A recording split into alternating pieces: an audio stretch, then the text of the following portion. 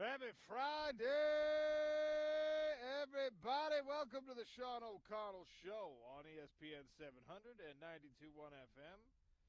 We are coming at you live today from the Smith's Marketplace on Redwood Road, 13893 South, Redwood Road, down in Bluffdale. This place just opened. I'm right next to the gigantic pumpkin display with the spooky inflatable tree. You can't miss us. Come on down, say hello. We're going to have some giveaways shortly. The prize table will be full as we get you ready for Utah versus Colorado. I'm going to say that we'll have some Smith's gift cards, very certainly. I'm going to guess, and I'm gambling here, I'm going to guess we have some tailgate passes for the hospitality tent, the ESPN 700 tailgate, ahead of the Utah-Colorado night game at Rice Eccles tomorrow, a game that I think is the perfect get-right spot for a team that is maybe reeling a little bit after a BYU loss from an emotional standpoint, and certainly facing an uphill climb toward a Big 12 championship appearance. But you got to do it 1 week at a time the rest of the way, and Colorado is, in my opinion, the perfect opponent for Utah to bounce back against. I will give you some more insights as to why I think that as the show progresses today. We're brought to you today and every day by our friends at Big Willie's. Big Willie's has a huge weekend lined up for you at 1717 South Main.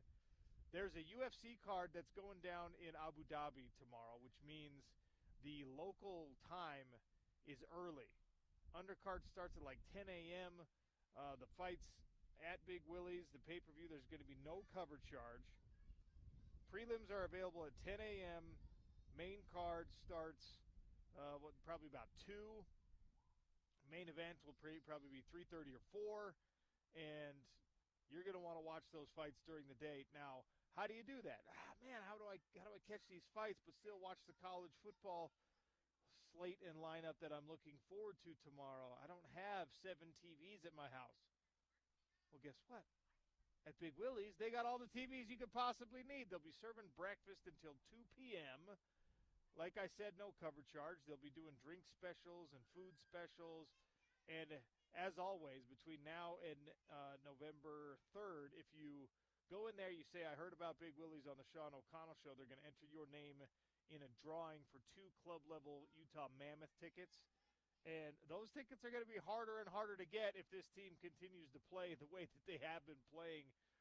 They continued last night what has been a start to a successful road trip. 7-4 victory over the St. Louis Blues. Hat trick for Logan Cooley. Multiple point game for Clayton Keller. And, of course, that's his hometown team. The Blues are his hometown NHL team. He's from the St. Louis area. He's from Missouri. So for Clayton Keller to have a multiple-point game on the road against a St. Louis Blues team that was a playoff squad last year, he just continues to have an incredible start to this season as your Utah Mammoth captain. And I think, correct me if I'm wrong, James, I think that he was given NHLPA Player of the Week award this week. So some recognition coming in for the Utah Mammoth as they're off to an incredible start in this season. And the hopes are high. Our hopes are high that this is a playoff team this year. And I set the over-under on .5 playoff series 1. Now, most people that responded said, no, I don't think you're winning playoff series yet. I don't think you're getting into this thing and advancing in the Stanley Cup playoffs. Well, if you continue to play this way, why the bleep not, ladies and gentlemen? They have looked awesome, and they're scoring a ton of goals. And that actually, last night was the first time that the Utah Mammoth gave up 4 goals in a game. Prior to that game, they were the only team in the Western Conference, and I believe in the entire NHL, that had not given up more than 3 goals in 2025 so far. So, like I said, great start to the season. We'll talk about that with Robin Leano, who's joining us later on in the show. Bill Riley as well checking in with us. Bill will be 12:30 today instead of noon. Lee Sterling is at 12:45 handicapping the weekend. Coordinator's Corner is Jason Beck. We pre-recorded that conversation, and you're going to want to hear it. We got into some details on why things on some of those fourth down plays against BYU didn't work, and of course, how it goes against the University of Colorado, a team that you absolutely have to win against. I'm going to go against my own rules, and I'm just going to call every single game a must-win game from here on out, because that's kind of what it feels like. That they're all just a pile of must-win games. Does that mean it's at some point there's a mostest must-win? Yes. Game? In fact, we'll have some kind of sliding scale. I don't know how we're gonna rate it, but it's like Colorado, absolute must-win. Cincinnati, mega must-win. What's better than mega? Uber must-win at the end of the season. We'll figure it out. Yeah, you have thrown in Uber there. Most ever must win, all time must win. Maybe we throw in. That's too much. I don't know, when you start throwing out superlatives like most of all time, you really set yourself up for failure. Maybe that's the Big 12 championship game if you get that far. Knock on wood. Or the playoff game if you get even farther than that. Yeah, that's probably what that's reserved for, right? Yeah, I think you probably have to hold.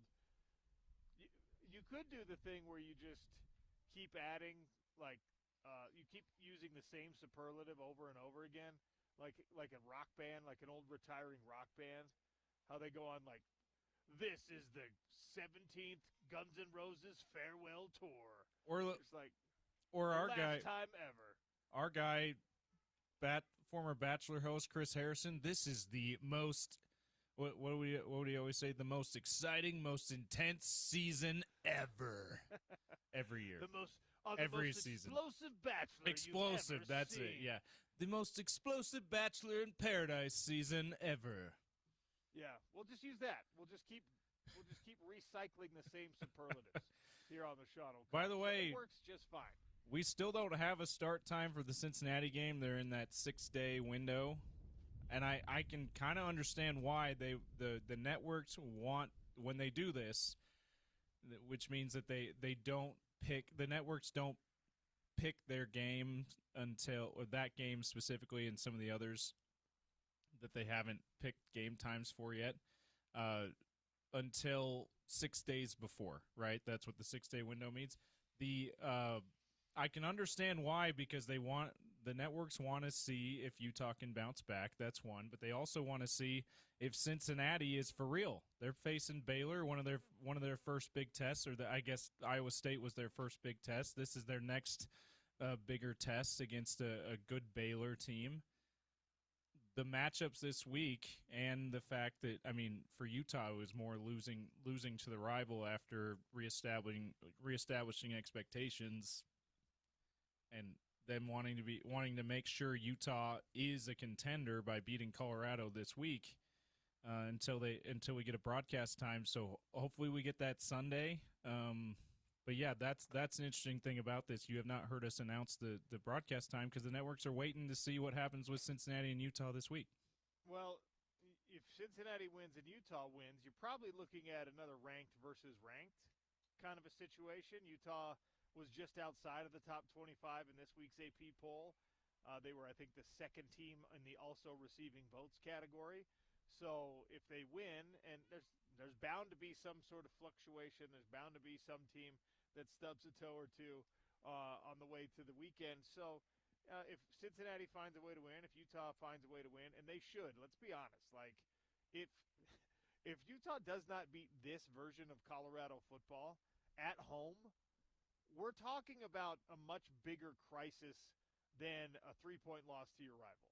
We're talking about a much bigger crisis than you had 4 plays that if they had gone a different way, that game would have ended in a win, and Utah being like, a top 15 team in the country right now. If you can't bounce back from that loss, because yes, it's disappointing, and yes, it's hard to swallow, and yes, for some of the leadership on this team, and especially the guys who are maybe in their last year at the University of Utah, if you're Lander Barton, that game hurts you so bad, that sucks so bad, because, now you don't get a win over BYU to finish out your career. You also get ejected in that game. You're probably beating yourself up, thinking, what could I have done differently to keep myself in for the rest of that drive that ended in a very important touchdown for BYU? All these things, but if you can't recover from that loss, if it were Cincinnati this week, I'd be like, man, this is going to be a really, really tough spot. It's not, though. It's Colorado, who is very vulnerable right now, who does not have the speed or talent or two of the best players in all of college football on their team this year. They have a dual-threat quarterback who can make your life a little bit miserable if you're not disciplined defensively, if you don't tackle well, and like we've talked about with every dual-threat quarterback, if you don't stay scheme-oriented or scheme-disciplined. But this is also a Colorado team that cannot stop the run, even if Devin Dampier is banged up. And I think that there's a distinct possibility with him appearing as questionable on the injury report that Devin Dampier is either severely limited in this game or just does not play, and you've got a Bird Ficklin situation. That doesn't change my opinion hardly at all.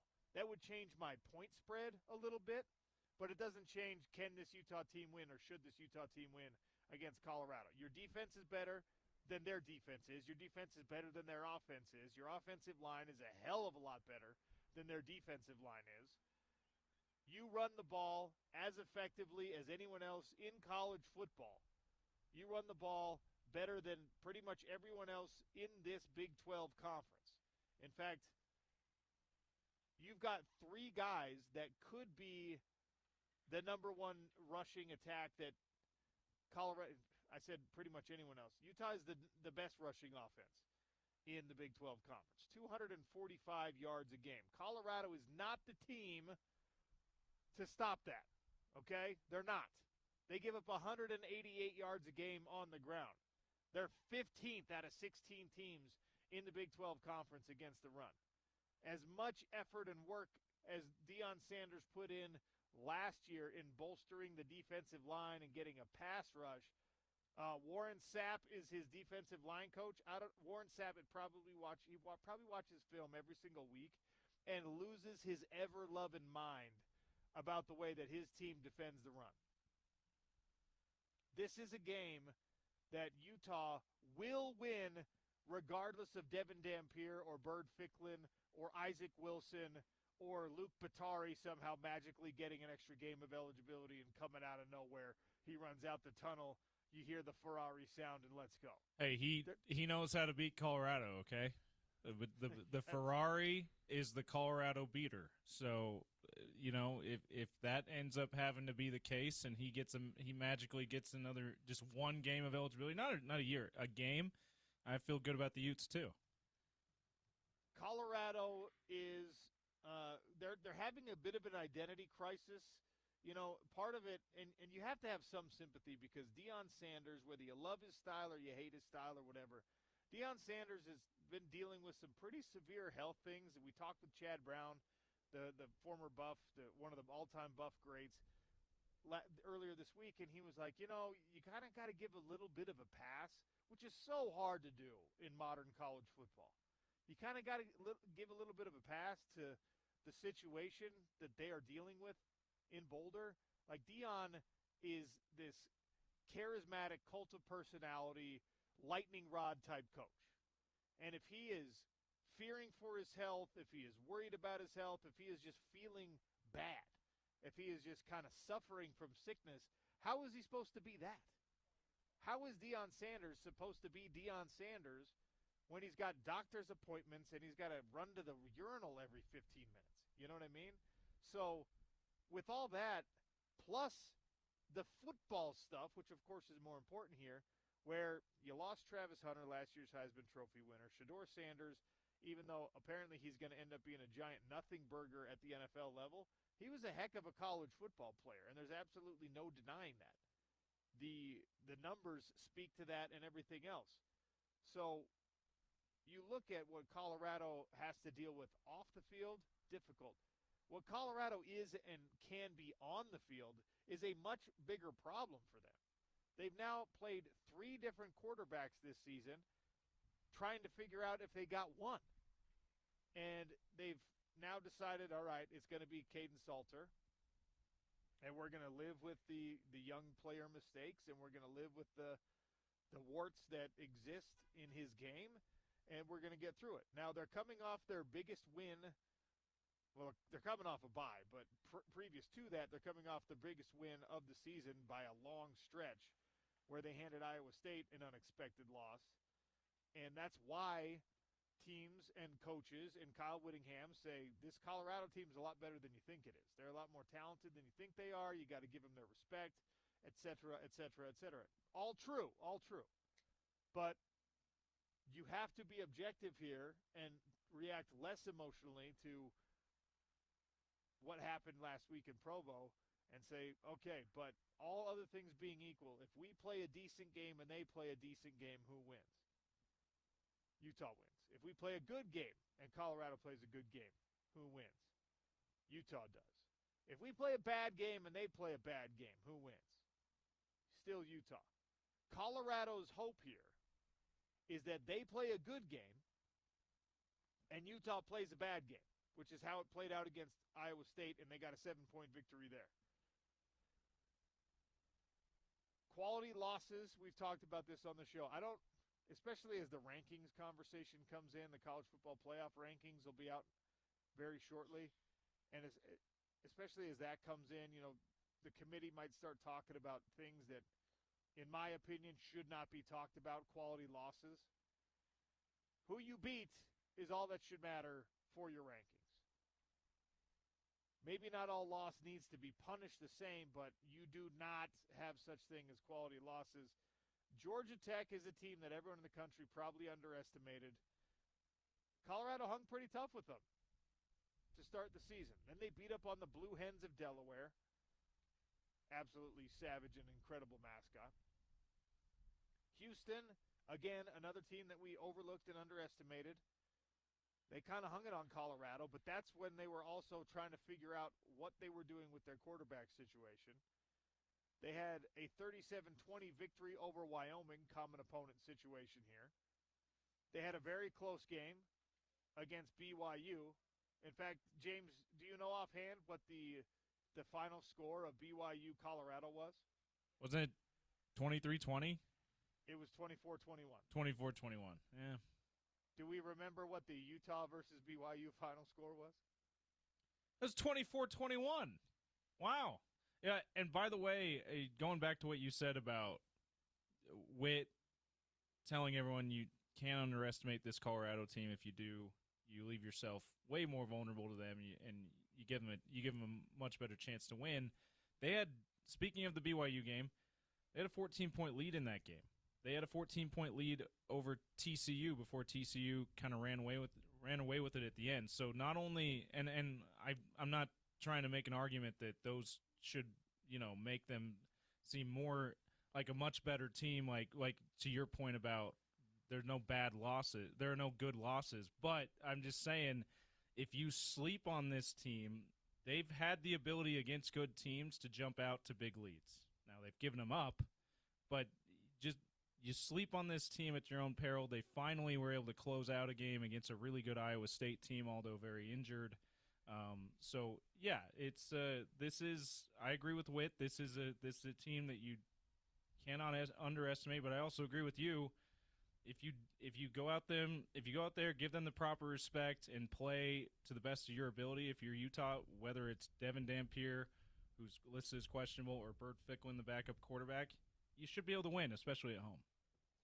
The thing with the close losses and even the close victory, 7-point victory, we maybe shouldn't call it close victory, but the win against Iowa State, this Colorado team is capable of scoring some touchdowns and especially like building a couple explosive plays into that offense. What you cannot do, what you should not do, is hit a panic button, change your game plan, deviate from what we know Utah has an advantage in here.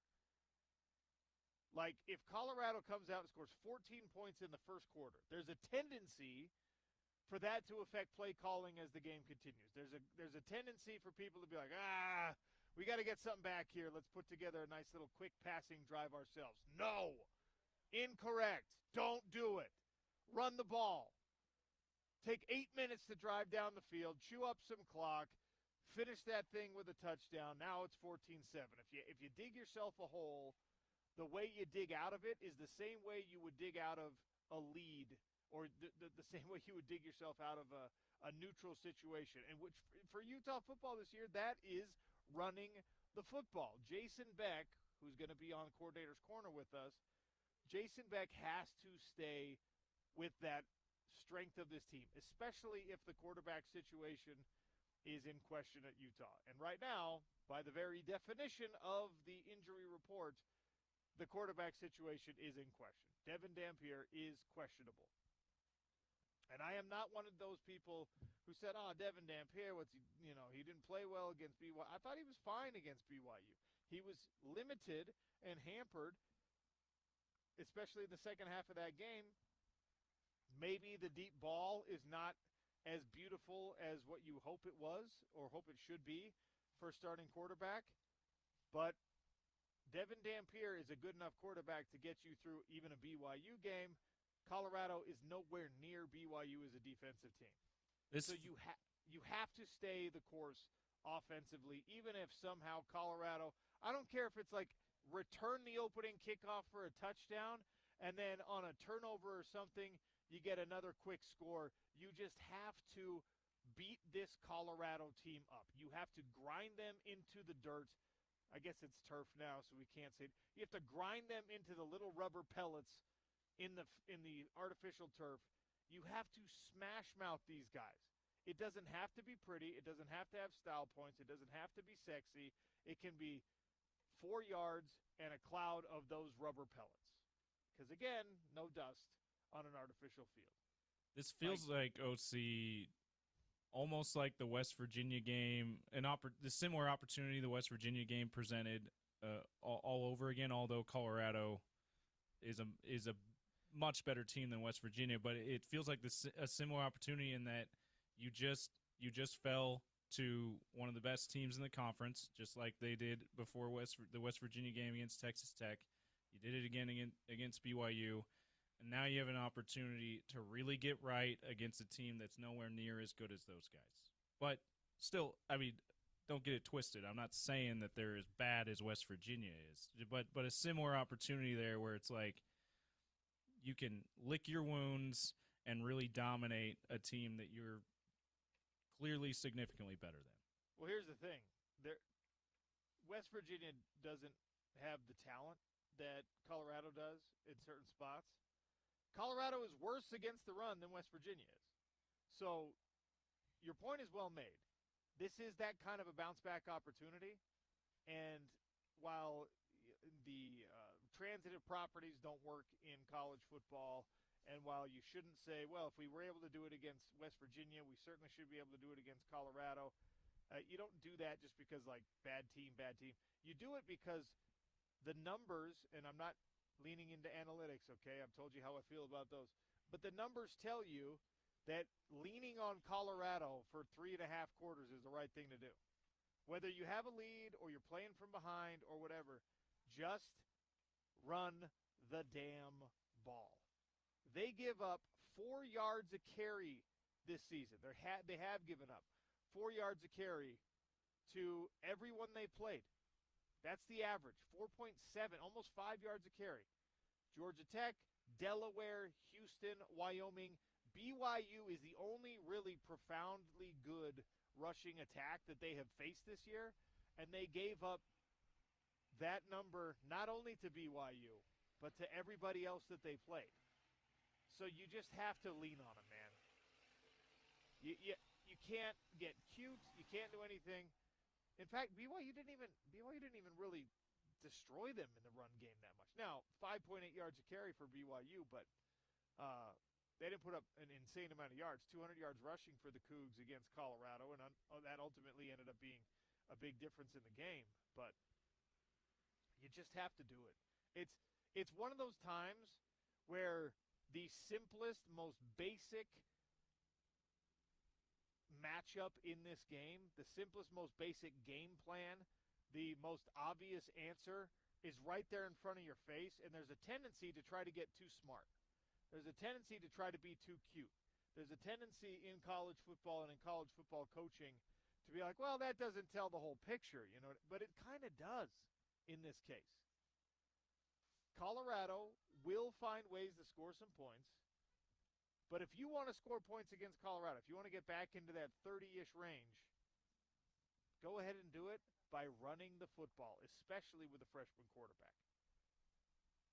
I will be sad if Bird Ficklin ends up starting this game for one reason, because unfortunately it's not likely that Bird Ficklin can maintain his season-long 100% completion percentage if he's like the starter in a game like this. I don't know. Maybe they have a Luke Batari. We another Ferrari shout out here. We're up to like 4 now in the opening segment, but maybe they have another like similar game plan to that. Didn't he only throw like 5 times in one of those Colorado starts that he had? Like maybe they do something like that. He can go 5 for 5. We might have to. I didn't know that we'd be doing this today. We might have to look up the Batari archives and see exactly what his game splits were. I mean, he ended up with a pretty good completion percentage. You know what I mean? He did. Shout out to, it's a Luke Batari Friday, apparently. I mean, it is the Colorado game where he has shined in his Utah career, I should say. Let's see here. 2024, 5 of 9. 5 of 9 passes for 55 yards. I think it was 23 that I'm thinking of that he barely threw the ball. 6 of 10 passing for 61 yards against Colorado. Rush for 2 touchdowns on 5 carries. Okay, so he had 9 and 10 throws in those games. I mean, Bird can go 9 for 9, 10 for 10. Well, if that's the game plan. The whole thing with Bird Ficklin, and I could do a whole hour of the show about Bird Ficklin. The whole thing with Bird Ficklin is that he is Devin Dampier light. He is Devin Dampier Jr., right? He's a guy who's a hell of a lot stronger than he looks. He's not this, like, giant-bodied quarterback. He's got a good sense for passing the intermediate routes especially. And he's not shy about ball placement, meaning if there's a couple of guys that are converging on the coverage, he's going to try and lace the ball in there, which can hurt you at some time, right? But for the most part, for BYU or for Utah this year, you've only had it really kind of kill you against BYU. And I guess you could make an argument that it also did against Texas Tech, but that, in my opinion, wasn't the big problem against Texas Tech. So, and then the obvious equivalent is that they're both great athletes who can run the ball, and the best example of what Bird Ficklin gives you as a runner can be found in the 16-yard scramble, or excuse me, the 16-yard run that set up the eventual Daniel Bray touchdown against BYU that made it, 17-14 at the time. Like, Bird Ficklin is in that Goldilocks zone as a freshman where he's confident as hell. He doesn't quite know all the things that he doesn't know. He's not, like, fully aware yet of the things that could hurt him from an ignorant standpoint. It's this beautiful, beautiful thing about being a true freshman, about being a rookie in pro sports, about being a guy who shows up at the gym for the first time to go, box with the big boys, or you're preparing for your first big fight camp and you get to graduate to the pro class or something. And they just go out there and they're free and they do these things that everyone's like, well, you're not supposed to do that. And you don't know why you're not supposed to do that yet. So you take some risks that other people don't take. Your ignorance becomes bliss in a lot of ways, and there's that weird little, 3-4 game window where it doesn't hurt you. And then eventually, trying to force that ball into coverage does hurt you. You get picked, and then you learn for the rest of your career, hey, let's maybe not do that.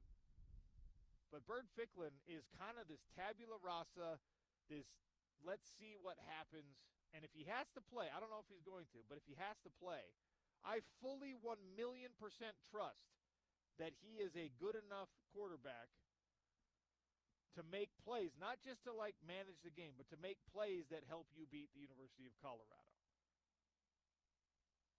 That run, by the way, you're mentioning, where he was hit like a yard ahead of the line of scrimmage, and still got like 17-yard run. Like just an incredible physical.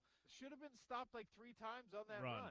I mean, the Bear Bachmeier touchdown that was the opposite for the equivalent for BYU that broke that ended up sealing the game, unfortunately. From Utah's perspective, if Utah's able to close out that game, the Bird Ficklin run is that run for Utah fans, right? Like, obviously not near as big because he doesn't score on it, but a similar run where he's dragging guys with him and getting to the line to gain, come hell or high water. So again, we'll keep an eye on the injury reports. We'll figure out the likelihood that it's Devin Dampier or Bird Ficklin. We'll get our final answer when the offense goes out there for the first time against a Colorado team at Rice-Eccles Stadium that honestly should be scared to play you right now. If Utah football is who we think they are, or is at least capable of being who we think they are, Colorado should be dreading this game. Like, oh my gosh, these guys are going to be pissed. These guys are mad at themselves for the missed opportunities last week. These guys are mad that they outgained, outran, outpassed the BYU team that is now the last undefeated squad in Big 12 play. And they are hell-bent on showing everyone they deserve a spot in the Big 12 championship game. I mean, that's how it should be. We find out a heck of a lot about Utah football on Saturday night. And again, I'm not going to give the excuse to the program or give the outlet to anyone that, oh, well, if it's not your starting quarterback, nope. The way these teams match up, this is not Cincinnati coming in, okay? The way these teams match up, you should be able to beat Colorado with a backup's backup at quarterback. To James's point, if you have to throw the ball 7 to 10 times in this game, fine. How many times did Devin Dampier, your starter, throw the ball against Arizona State? Yeah, that was wild. Do you remember? Was it 12? The exact number? It was 12. Yeah. He completed 7 of 12 passes.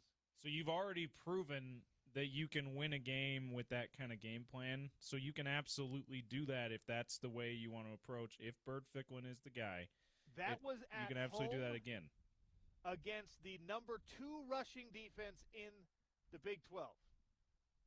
The second best rushing defense in the Big 12 coming into that game was Arizona State, maybe third. And you ran all over them. You embarrassed them. You made them look silly. That's what you got to do against Colorado.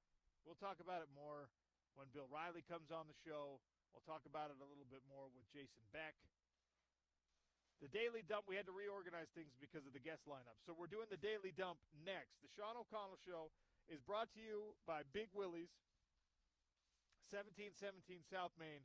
They have the UFC pay-per-view. That is a heavyweight title fight between Tom Aspinall and Cyril Gane. That is a 115-pound title bout between Mackenzie Dern and Jan DeRoba. There's a bunch of great fights on this card, and it starts at 10 a.m. because it's in Abu Dhabi. So go down, watch some fights while you're also watching the college football slate. Take advantage of the craft food menu, the great drink specials, et cetera, and tell them OC sent you so they can enter your name into a drawing for 2 Mammoth tickets. We are at the Smith's Marketplace down in Bluffdale. They just had their grand opening about not even quite a month ago. We're right next to the pumpkins and the spooky inflatable tree. We have tailgate passes and Smith's gift cards for you. Shout out to whoever the gentleman was that already came through, threw up the U, stopped and listened for a second. Thanks for coming down. Appreciate you listening to the show. Everybody else, stop by if you're on the south end of the valley, if you're in Bluffdale. I'd love to see you. Daily Dump, brought to you by Valley Plumbing, is next on the Sean O'Connell Show, ESPN 700, 92.1 FM.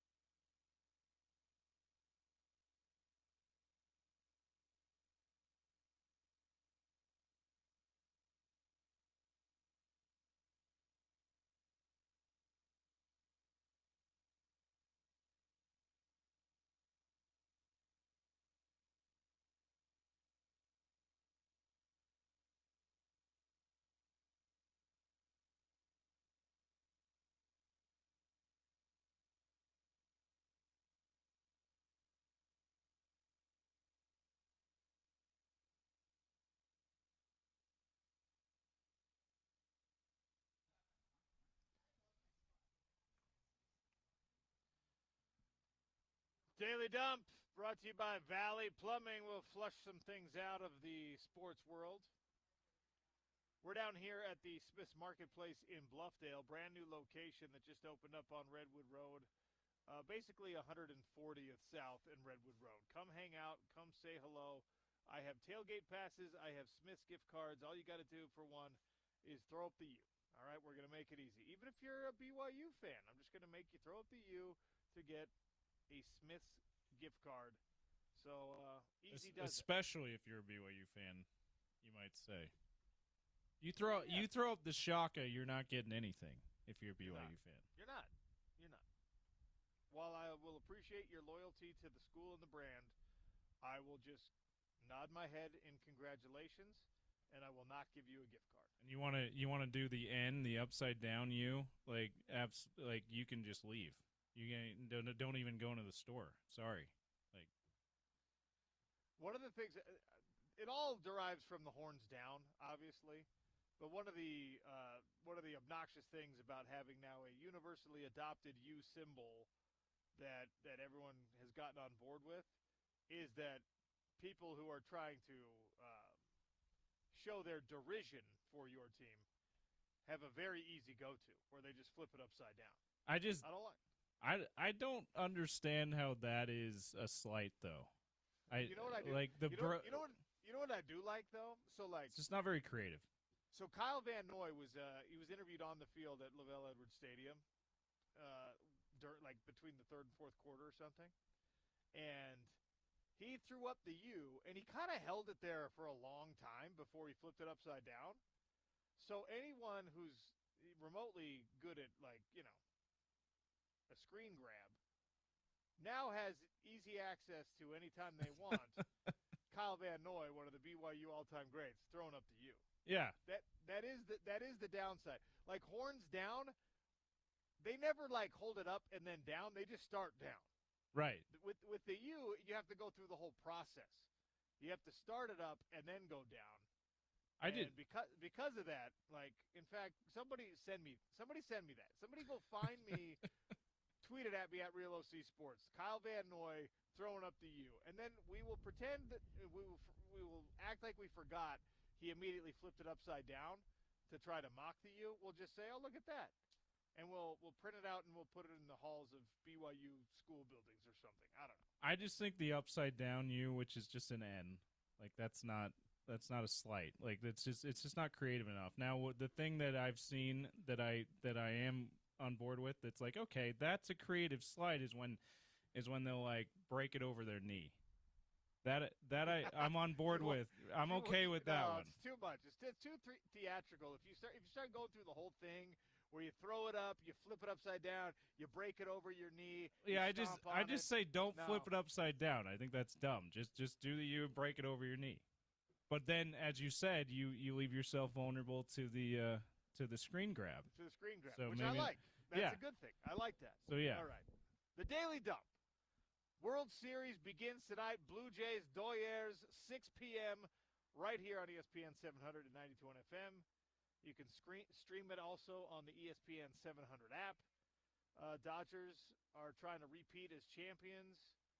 2000 Yankees were the last ones. Is that right, James? Yeah, it was a three-peat. So not even the last one was not even just a repeat champion. It was a three-peat champion. Late 90s Yankees through the Subway Series in 2000. So, yeah, that's the longest drought in all of the four major American sports, North American sports. The longest current drought that's going on 25 years, right? The NBA, we've been talking a lot about the parity era of the NBA. They're in their 8th year of no repeat champions. That's cute by this MLB standard. Absolutely. So it's been a long time. I hope we get to the 25th straight year because as we established yesterday, I think we're both on the same page here. We just don't like the cut of the Dodgers jib. All right, let's get a Blue Jays championship. With the World Series beginning tonight, and obviously, postseason baseball and early season basketball are at diametric opposites in terms of importance of the games being played. However, there's some big stories in the NBA right now around gambling and sports gambling and player involvement, coach involvement in sports gambling that they have to in some way stir up for people like, hey, look, Shohei Ohtani with another 3-home-run game, and he pitched a bunch. Wow, this guy's the best player in baseball. Hey, wait a second. As the ESPN ticker goes across the bottom of your screen, you're watching World Series highlights, you're like, Shohei Ohtani, wow, what a beast, man. That guy's incredible. And then they're like, Chauncey Billups arrested. You kind of have to be like, huh. It's weird how those two leagues have managed to handle those things so much differently. Because Shohei Ohtani just had the fall guy, and whatever. I don't want to reopen that investigation. But all of us are sitting here going, hey, 100%. Chauncey Billups was involved with some bad stuff. And actually, as part of the Daily Dump, we should update you on the indictments that Pablo Torre, who does a great job as a real journalist, Big J journalist, went through, and he kind of found all the stuff that Chauncey Billups is being accused of. And I was wrong yesterday for saying, hey, why are we throwing the poker game guy in with the sports gambling guy? No, Chauncey's accused of the same thing. Chauncey's having to deal with some of the same. That's why they were calling them separate but related arrests.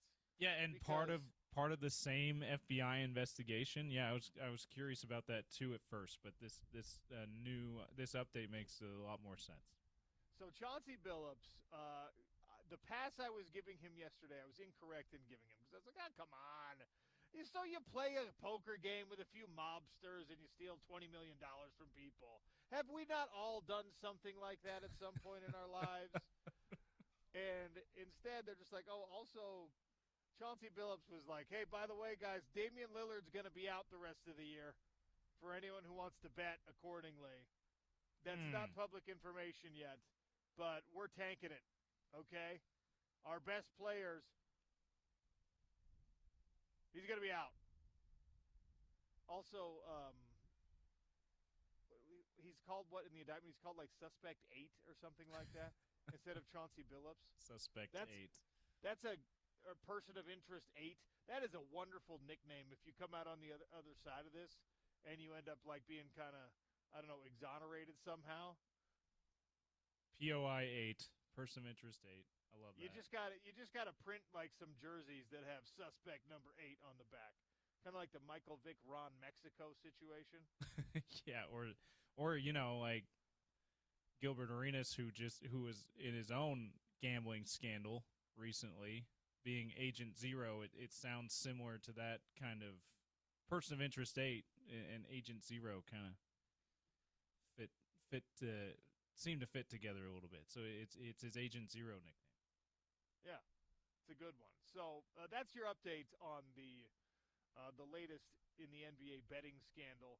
OC, did you see, speaking of betting stuff, did you see Ross Dellinger's report that, and this is now a couple days old, but I just noticed it now, the NCAA formally in all divisions has adopted the policy to allow all athletes to bet on pro sports.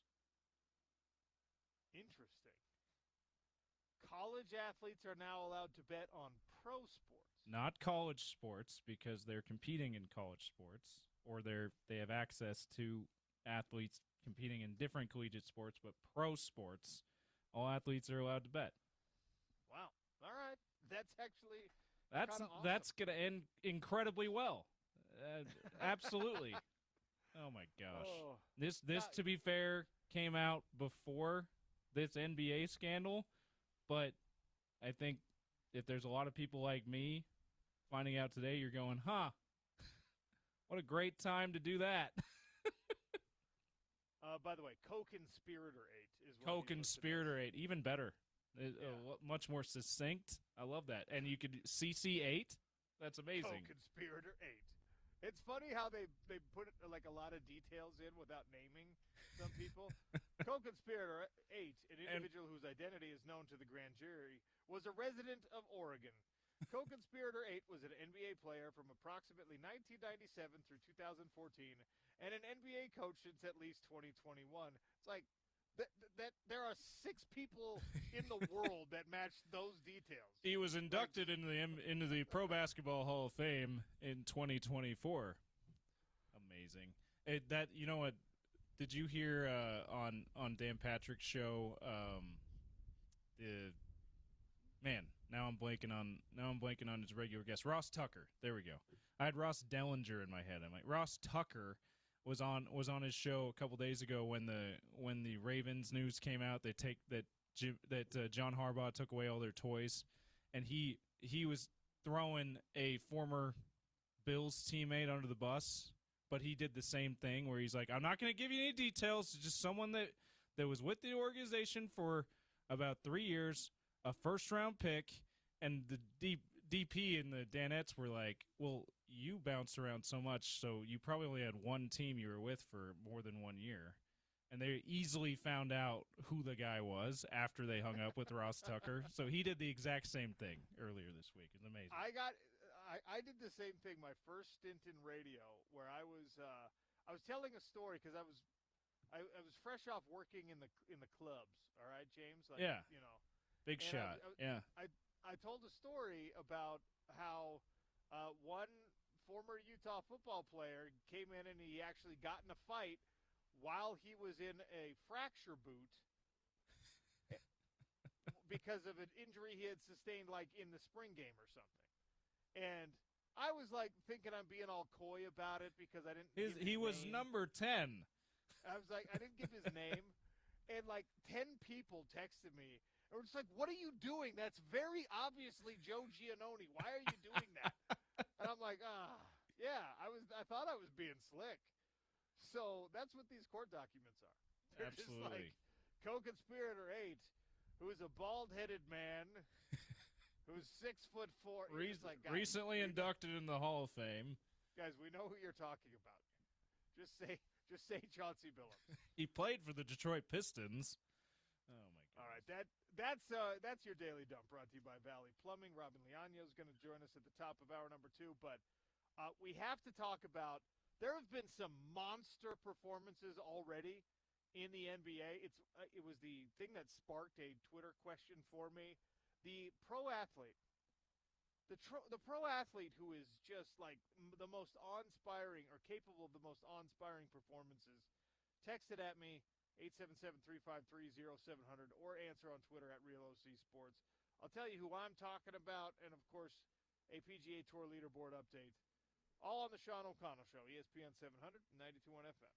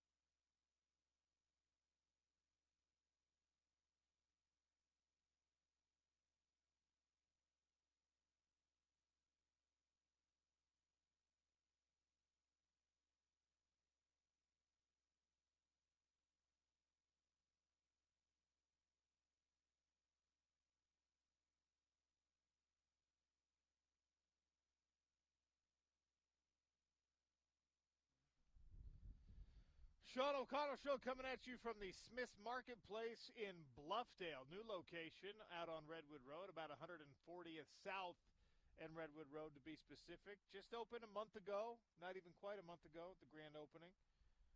They've got everything you need for your Utah tailgate. They've got propane for your heaters. They've got deli trays. They've got all the fresh produce you could possibly need. You probably want some cider, some wassail, some hot chocolate because it's going to be a little bit chilly up there tomorrow night. No problem. Come on down to Smith's Marketplace, stock up. We've got tailgate passes, so you don't have to worry about your own tailgate party. And we have Smith's gift cards. You have to show up, and you have to throw up the U, and we're going to send you home with some Smith's gift cards and some tailgate passes. Also, I'm right next to the pumpkins. Carving pumpkins for your jack-o'-lanterns, 2 for $10. Pie pumpkins for your pies, 2 for $5. Great deals, all right? The PGA Tour leaderboard update is brought to you by our friends at Uinta Golf. Black Desert is hosting the Bank of Utah Championship. The new Titleist Pro V1 and Pro V1X bring more speed and control than ever before. They're available at Uinta Golf Shops by Worldwide Golf. James, what's the update from the Bank of Utah Championship? Matt McCarty is your leader. He's got a 3-shot lead, and he's only through 10 holes in this in his second round here. He's 7 under on the day, 9 under so far for the tournament, and as I said, only about halfway through his round, so chance to even have a bigger day. He's your leader. Thorbjorn Olesen, yesterday's leader of the clubhouse. He has not teed off yet today. He is tied for second at 6 under. Let's see, Francisco Molinari also in that group, one of the bigger names, tied for second there. We've got tied for 8th at 5 under are guys like Paul Peterson, no relation, by the way, in case anyone was wondering. Cameron Champ, one of my favorite names of the field so far. So that's your top 10. And then there's 5 guys with Utah ties, as we talked about yesterday, OC, in this Bank of Utah Championship. Zach Blair, most notably. He ended up having a really good day yesterday, finished at 3 under. He's 100 for the day today, so he's tied for 17th at 4 under, 5 shots off the lead. So he's having a nice start to his tournament, is Zach Blair. Let's see, Kihei Akina, former BYU golfer, one of 3 former BYU golfers. Towards the bottom there, unfortunately, tied for 123rd at 6 over. He is not teed off for the day, so that's his opening round score. Let's see, Preston, as far as the other former Cougs, Patrick Fishburne is even for the tournament, so having a much better tournament at tied for 75th there. Tommy Sharp,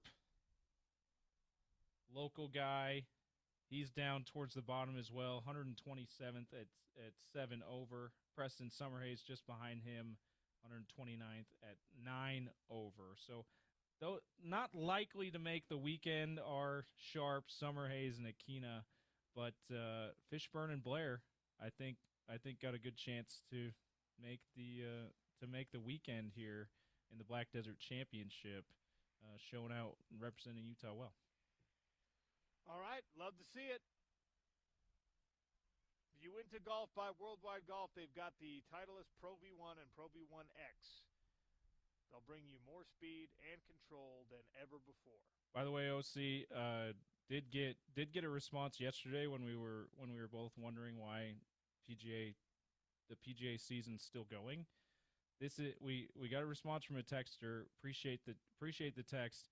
This is how the people who didn't make the FedEx Cup playoff this year earn their status, their PGA Tour status, their tour card, as it were, for next year.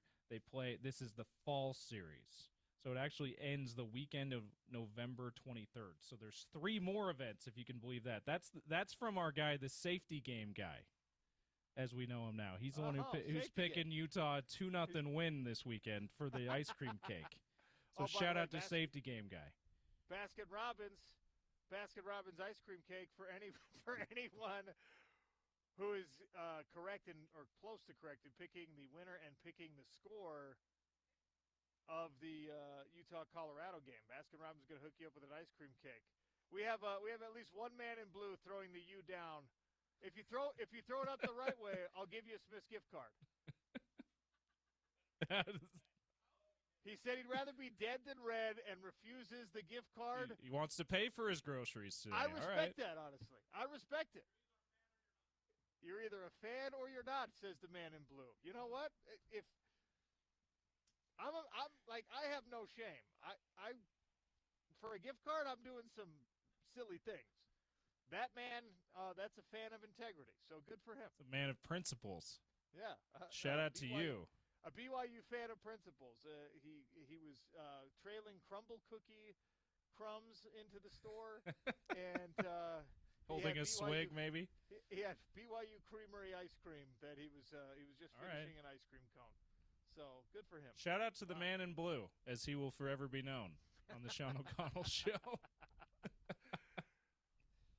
Sir, I'll give you a Baskin-Robbins ice cream cake right now if you just predict Utah to beat Colorado. He still won't do it. Wow, right. You're either a fan or you're not. That's the quote of the day right there. That's fine. Well done. Well done to the loyal fans. I applaud you. Robin Leano is going to join us next. Utah Mammoth are hot. 7-4 victory for their 5th straight win. And tomorrow it's the Minnesota Wild. We'll talk with Robin Leano in 3 minutes on the Sean O'Connell Show, ESPN 700 and 92.1 FM.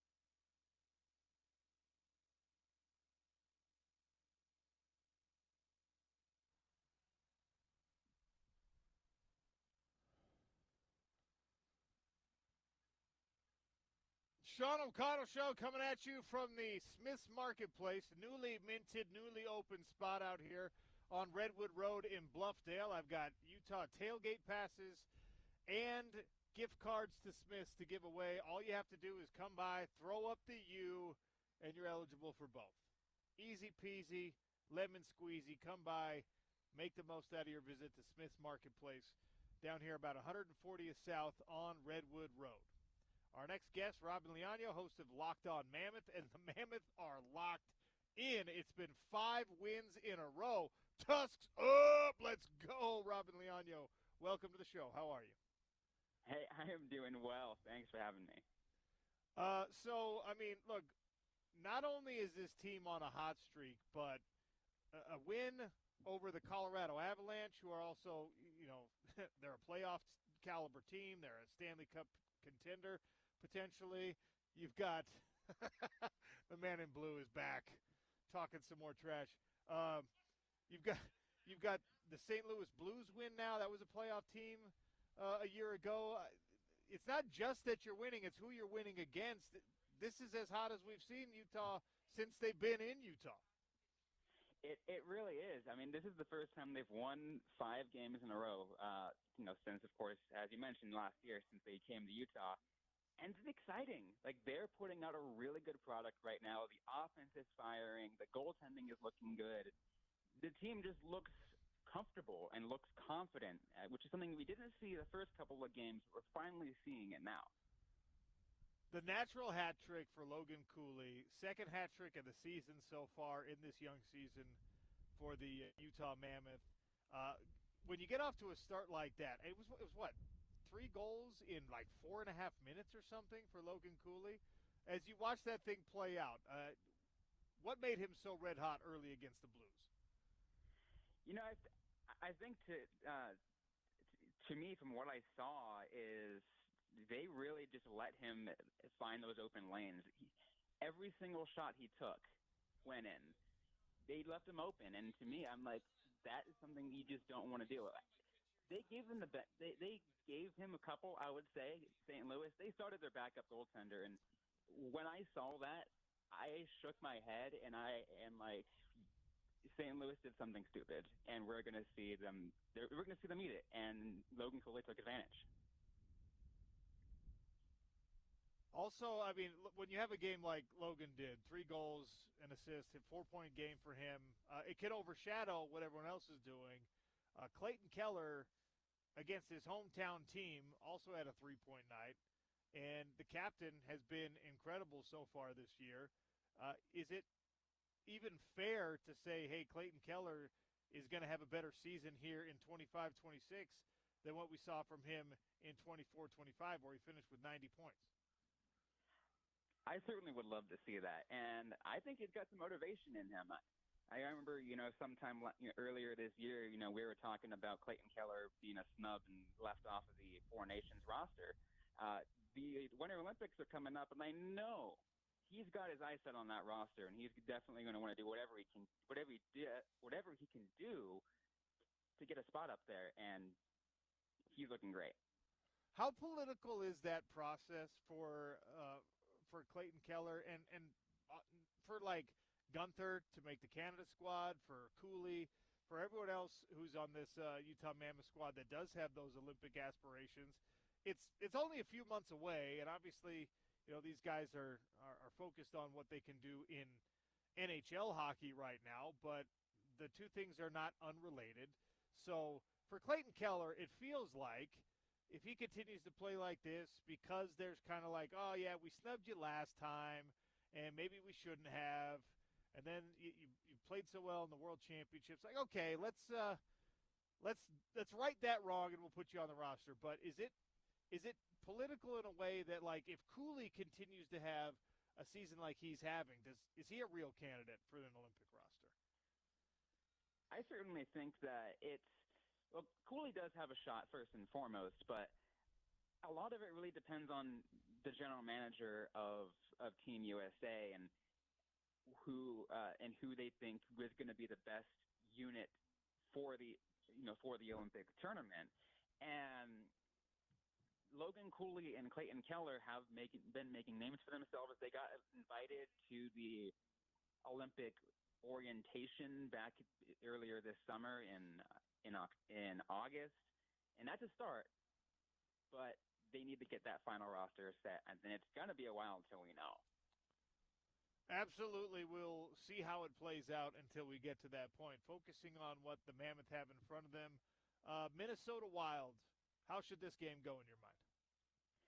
This is a game that I think Utah should win based off what we have been seeing from the Utah offense with everything going for them, all cylinders firing. That's how it should play out. However, one thing that I have had concerns with, and it's something that we saw in the game against St. Louis, where they kind of went into a defensive shell and allowed St. Louis to come back into the game. They cannot do something like that against Minnesota because they have a superstar on their team in Kirill Kaprizov. He's someone that will certainly take advantage if Utah takes a nap for a little bit and all of a sudden the game can be turned on its head. Robin Leonio, our guest here, talking Utah Mammoth hockey as the former Utah Hockey Club, now Mammoth, is off to a hot start this season, 5 wins in a row. Right now, if the playoffs started, which of course they don't, we got plenty of games left to play. If the playoffs started now, this would be a team that is in that playoff picture, and that is the stated goal this year. That, the rebuild has been successful to this point in kind of adding the talent that you need and building the roster and bolstering, the personnel. And now it's time to get some results. Now it's time for this to come through. Based on what we've seen so far, is this a playoff team in 2025? Yeah, this is something that my co-host of the podcast, Tom Callahan, and I have always discussed. And going into the season, even before we saw this 5-game win streak, even before the season began, first game puck drop went there, we said this season was like a playoff or bust kind of season. We see this team as a playoff team and would be very disappointed if they don't make it in. The talent is there. This top 6, we've been talking about it. Clayton Keller and Nick Schmaltz, who's also very hot. Dylan Gunther and Logan Cooley. Everything is going well for them. That's the expectation at this point. The scoring in that top 6, I think, have taken some of the attention because that's just, that's the sexy part of hockey. Defensively, this Utah team has graded out very well, and in fact, prior to last night, they were the only team left in the Western Conference that had not given up more than 3 goals. Obviously, 4 surrendered last night, but what are we seeing from these defensive pairings and the work in front of the crease that gives us optimism that it's not just a team that's going to depend on scoring, but a well-rounded, well-balanced team? Because that's when you talk to Coach Bear and when we've heard from Bill Armstrong, they want to be a physical and in some ways defensive team. Yeah, and we are seeing that. The thing that I've liked from this defense is when they're in the defensive zone is they are forcing the offense to the outside. They're forcing the perimeter, having them take those less quality shots, which aren't going to go in. And on the other side, they're focusing on the forecheck. Is they're not letting the other team break out. They're not giving the other team the opportunity to even take a shot on. And I even look back at the game against Boston as an example where there was I want to say like 11 to 12 minute period in the third period, a very crucial third period where Utah, in both the forecheck and just the way they did defensively, did not allow a single shot attempt within that 12-minute period. And that's, to me, tells me that I really needed to know what this defense really can do. We've seen it in a couple overtime periods, this Utah team really kind of get locked in overtime. It was I can't remember who the first overtime game was, but there was like 3 straight minutes of possession before the tie-breaking goal for the Mammoth. And I don't know if that's one of those special teams things that they practice extensively and there's been a drastic improvement there, or if it's just a team being in the groove with its passing and puck possession. But I guess I haven't paid that level of attention to overtime hockey before, and in particular, like that time of possession thing, we have that conversation in football all the time. But in overtime hockey specifically, what are they doing differently this year, if anything, to make sure that, the opponent doesn't even get a chance to score? Yeah, one of the things that when you look at overtime and it's a 3-on-3, I compare it to how a team really does, like whether on a power play or whatever. If you have possession, what you're doing is you're moving the puck around in your offensive zone and you're tiring the other guys out. And when that happens, the defense is going to get a misstep. They're going to get a mismatch or whatever it is. And your team, the offense and the Mammoth, are going to be able to take these high danger chances. They're going to be able to go in, off those miscues and get a good shot on. And those quality shots are more than likely going to go in. So as we look at the big picture of the NHL, are there any teams? I mean, I don't know if the Mammoth are really a surprise squad for a lot of people, because there's been an expectation that the rebuild would really start to pay off this year, not only in the organization, but around the Western Conference, even in the division. Is there anyone right now in the early goings of this NHL season that's surprising you, either because they're better than you thought they would be, or maybe a top contender team that hasn't looked like one yet? Yeah, it's really interesting because as much as like I was really upset after Utah lost to Chicago, Chicago, surprising, they have been beating teams that they really shouldn't have been beating. They're a team that's still a really young team that should be early in its rebuild, that was expected by most to finish last in the Central Division, which is a tough division by its own merit, but they're winning those games. And I'm asking myself, are they surprising us in this good way, or is it just too early to call? I don't know yet. I'm really curious to see how it plays out for Chicago. If there's a Stanley Cup favorite at this point in the season, who is it? Ooh, it's interesting because someone had asked me that, and I've been going back and forth. The Avalanche certainly are up there, and I think that's what made Utah's win over the Avalanche earlier this week that big. But it's hard to bet against the Panthers, even though they haven't won a whole lot. They're 4-5 this year.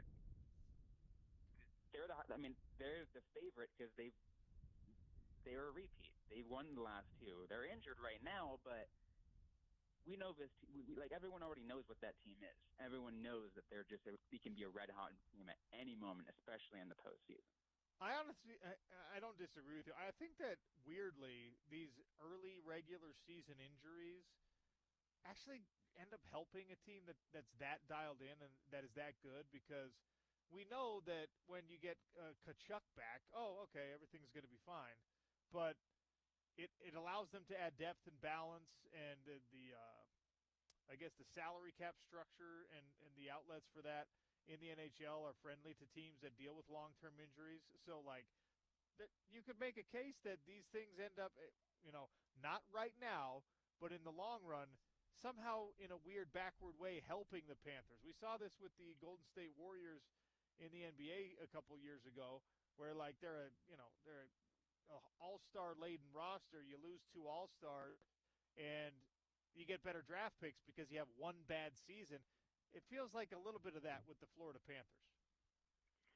Yeah, and a lot of teams in the NHL really do focus on that. When they battle those injuries, they get them on the LTIR, gets those, and it will help them with that cap space for now. And then the postseason comes, and they reactivate those players. It's something that a lot of fans have wanted to close the loophole on that, because they've been so upset that teams like Florida, teams like Vegas take advantage of that to get deep runs, where when the season ends, all of a sudden these guys get activated. Yeah, tough deal. But we'll stay focused on the promise of the Utah Mammoth so far. It's been a great season to this point. We expect that it will continue to. And Locked On Mammoth with Robin Leonio will be on top of all of it. Robin, thanks for joining us on the show today. Appreciate you. Yeah, my pleasure.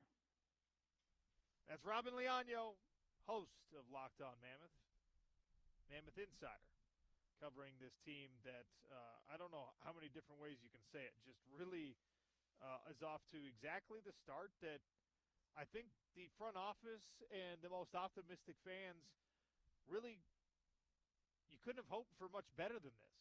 I mean, the homestand, the undefeated homestand, is fantastic and wonderful. And now to be on this road trip so far and adding to the win streak and doing so against playoff caliber teams, and in at least the case of the Colorado Avalanche, in a that is a Stanley Cup contender. I get it. It's the NHL. It's an 82 game season. You don't want to overreact to anything that you're seeing right now, but this is a team with a +8 scoring differential right now. They're 6-2 on a 5-game win streak. They've got 12 points on the season, and the only team in the West with more than that right now is that Colorado Avalanche team, who you beat. So there's nobody in the East with more than 12 points. Right now, the Utah Mammoth are one of the top teams in the NHL. Yes, it's early. Yes, there's plenty of hockey left to be played. But right now, that's what you got. It's fun to watch. It's fun to see. All right. Sean O'Connell Show continues here on ESPN 700 and 92.1 FM. We're at Smith's Marketplace out in Bluffdale. All you got to do if you want a Smith's gift card, I almost call it a Smith's Marketplace gift card. I guess it is that. You can use it at Smith's. You can use it at Smith's Marketplace. We also have tailgate passes. All you got to do is throw up the U. All you have to do is give me the Utah sign, and we're going to hook you up with a gift card. If you're someone who's so deeply dyed-in-the-wool in your principles that you refuse to do that, that's fine. We got a family wearing Utah gear right here. Yes, tailgate passes and gift cards for you. Don't go anywhere. We have Smith's gift cards and tailgate passes. You love to see it. Were you like a Utah gymnast or something? Okay. Mom looked like a Utah gymnast, or probably because she's only as tall as her kids. In any case, Sean O'Connell Show continues. Bill Riley, the voice of the Utes, joins us next on Utah's #1 sports talk, ESPN 700, 92.1 FM.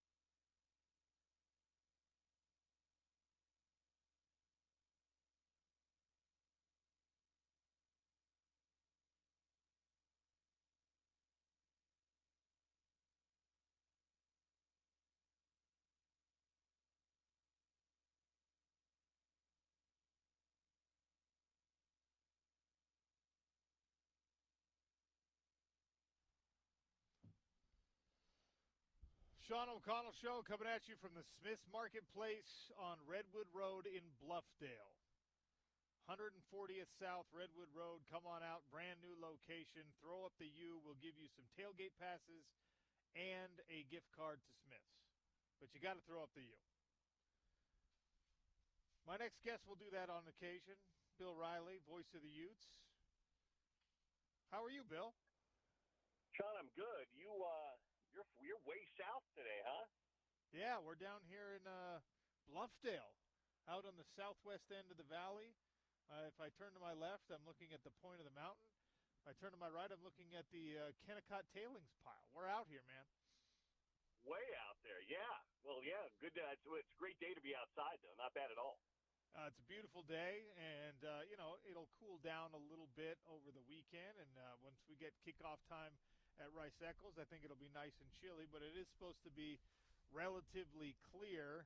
I've been saying all week, and especially today, that this is, you need a bounce-back game after that heartbreaker of a loss, and I think this is a great spot for Utah to be in with Colorado coming to Rice Eccles.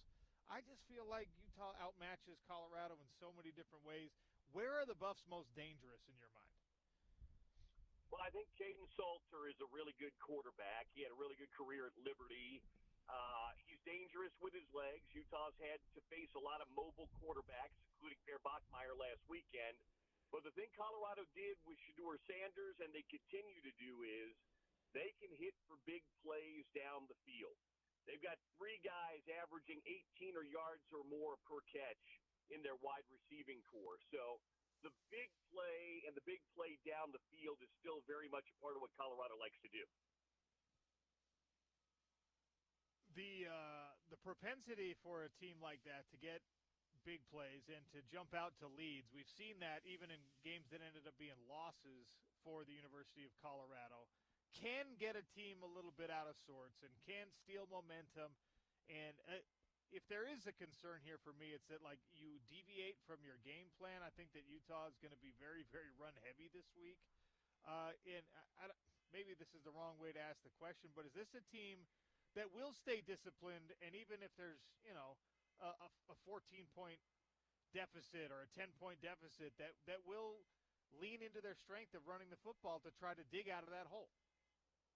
I think so, because Colorado's not great against the run. They're giving up 188 yards a game. They're second to last in the Big 12 against the run. They've just given a ton of rush yardage. Now, Colorado's gotten up on some people, but they've blown leads in like 4 games. So they have that ability to get up. We'll see what they can do. They've played okay on the road, but I wonder defensively. Now, they are coming off a bye week, and they've had a little bit of time to prepare and a little bit of time to maybe heal up a bit too, but they haven't been a great defensive football team this year. And I would think if Utah leans into what it does pretty well, and that's grind the football and pound the football, that it should be a good night tomorrow night. We'll see. You mentioned healing up. There's a heck of a lot of names on that Colorado injury report. There's only a few on the Utah injury report, but the most important name on the roster is there. Devin Dampier still listed ahead of game day as questionable. We talked to him this week, and he gave us, the answer you expect. I'm doing everything I can, extra treatment, healing up. I expect to go. What should we expect in terms of Devin Dampier playing this game, starting this game, and if he does, being available to a complete capacity, including the QB run? Well, I don't know any more than you know, because I'm up there on Tuesdays and Tuesdays early in the week. So I don't know I don't know any more than you know, but they're not going to put Devin Dampier out there if he can't execute the offense. I mean, that much I know. If they're not able to run the offense they want to run, they're not going to put him out there, Sean. They've got a good backup quarterback. Now, he's young in Bird Ficklin. We've seen Bird come in situations. We even saw him come in for a couple of plays Saturday night in Provo. But so much of this offense is predicated upon running the ball and having the quarterback have the ability to run the football. And what we saw in the second half last week was Devin Dampier lost that ability. Where he lost it and how he lost it, somewhere along the way in that football game, I don't know. But he wasn't the same guy in the second half as he was the first half. So I don't know what his status is for tomorrow night yet. I hope to get that confirmed to me later today or early tomorrow morning. But I do know they're not going to put him out there if he can't run the offense that Jason Beck wants to run. I mean, I might be probably not all the way alone, but I might be in the minority here when I say that, like, if Dev needs time to heal, take this week and let him heal. I know Colorado can be dangerous. I have perhaps an inordinate amount of trust in Bird Ficklin because every time we have seen him this year, he has looked really good. When they ask him to throw the ball, he shows some acumen for that. Obviously, as you already mentioned, you know, he came in against BYU and gave 15 yards. I mean, I know it's different in spot duty than it is starting a game and playing every down. And perhaps you regress to the mean a little bit if that's what you're asked to do. But I'm excited to see what Bird Ficklin is capable of in a full game of football. And I don't want to see him to have to do it against BYU or against Cincinnati. I think you could still win if it's Bird Ficklin against Colorado. Am I overly optimistic on what the freshman can do? Well, again, we've only seen small glimpses, mostly against second and third team players. But he's got great athletic ability, and you're right, he does throw it well. He's 9 for 9, and that's against real competition, and that's somewhat impressive. Now, they know more than we know up there, Sean, and for all that we know, maybe Bird Ficklin's taken a ton of first-team reps this week. I don't know. If he has, that will help him immensely, too. That offensive line will help him immensely. Daniel Bray and Wayshawn Parker and Dakari Rogers could help him immensely, too. So, you know, he's going to be a freshman no matter what happens, whether he's playing in mop-up duty or he's playing as a starting quarterback. But to your point, Devin Dampier is their guy. Kyle Whittingham said that repeatedly. And, you know, if he's not able to go, give him an extra week. If it's I don't know what was injured Saturday night, if it was a re-aggravation of an ankle or something else. But if he needs time, give him time. And better at home to give Bird Ficklin a chance to play if he has to play than doing it in hostile circumstances on the road. So I guess we'll find out in about, about 32 hours from now. But I'm with you. I'm optimistic from what I've seen, the small sample size, that if he has to go, and again, Jason Beck knows this quarterback well and he fits the system, that Utah could put a good offensive game plan around it. Tobias Merriweather is also on that injury report. He got upgraded from doubtful to questionable. Are we going to see more of J.J. Buchanan if there's no Tobias Merriweather? I think so. I mean, we've seen about the same of both of those guys this year, to be very fair. It's not like either one of those guys has been an integral part of what Utah's done offensively. I think Merriweather's got 9 catches, and J.J. Buchanan has 8 catches this year. So, yeah, they're parts of the offense, and maybe with a little bit more time, both those guys ease into a bigger role. But we know who the main targets are. It's Ryan Davis and Dallin Bentley and Dallin Bentley. And I think we're beginning to see a little bit more. I think we're beginning to see a little bit more of Larry Simmons mixed into this offense as well, which I think is a good thing. And who knows? Maybe they ran Daniel Bray on some routes. In fact, they were throwing the ball, targeting Daniel Bray on the interception last week. I'm not sure that running a post to Daniel Bray with coverage on him he's 5'9". He's not the biggest cat in the world, but when you get him the ball in space, he certainly makes some plays. Yeah, that's another freshman that I think Utah fans are probably pretty optimistic about him, not only for the rest of this season, but what he could be moving forward. And, you know, this is one of those things that the Utah coaching staff, I think, deserves credit for. A lot of times you start a season and you're like, okay, well, this is what we've got, and hopefully, you know, everyone stays healthy all year. I mean, Daniel Bray wasn't a big part of things for the first, 4 or 5 games. And obviously he proved enough in practice to become a trusted part of this offense, and it adds a new wrinkle. I mean, we saw that in years past where Sione Vaki that was more of a desperation situation, but he ended up being an important part of the offense. So I think it's good that you're still finding and unlocking things as you head into the second half of this season. I don't want to make the compare. I don't want anybody to think I'm drawing a direct comparison here. But Ty Jordan was not a big part of the offense in the first 2 games Utah played that year. He was a small part of it. He was a freshman. There's a lot of similarities in skill set between Daniel Bray and Ty Jordan. Their vision, their speed, their quickness. I just think, sometimes with that position, it takes you a minute. And they had 2 veteran guys in Parker and Rogers who had played some, and Bray was a true freshman.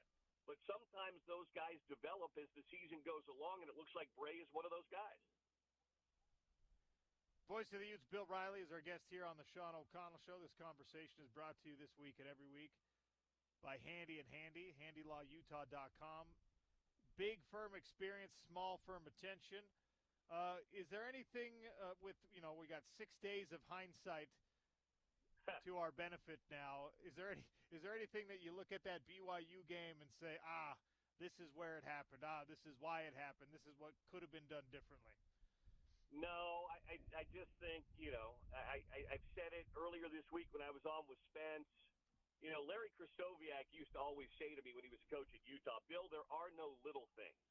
Because if you make something little or assign a little thing attachment, then all of a sudden little things add up.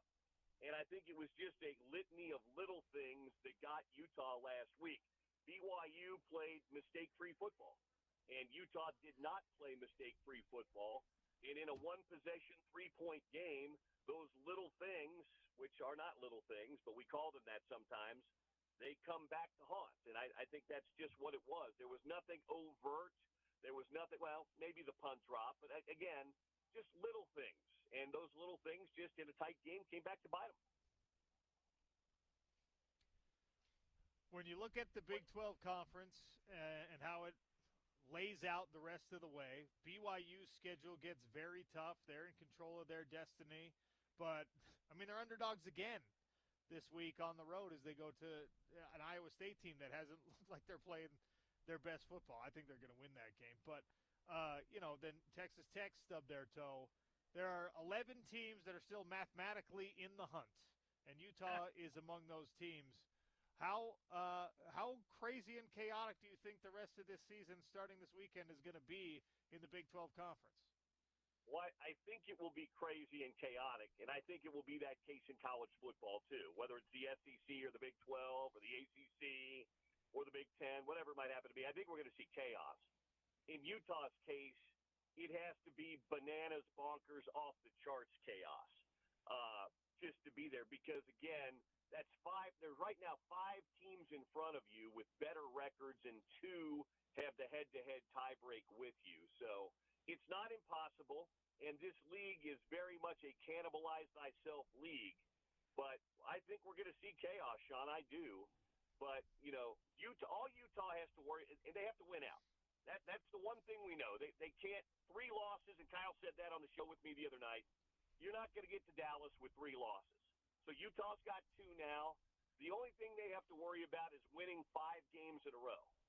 And if they do that, they've done all they can do, and then it's up to the gods of football and the chaos and everything else to try to take care of itself.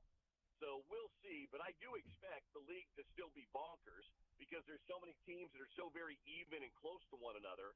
And I'm with you. I think Iowa State's probably the better team in Ames, but I'm through saying BYU can't do this or that because what they don't do is beat themselves. And when you don't beat yourself, you give yourself a great chance. So we'll see what happens, but I do expect chaos.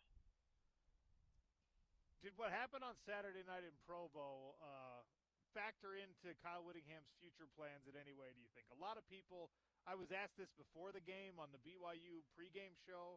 I was asked this after the game by multiple different people.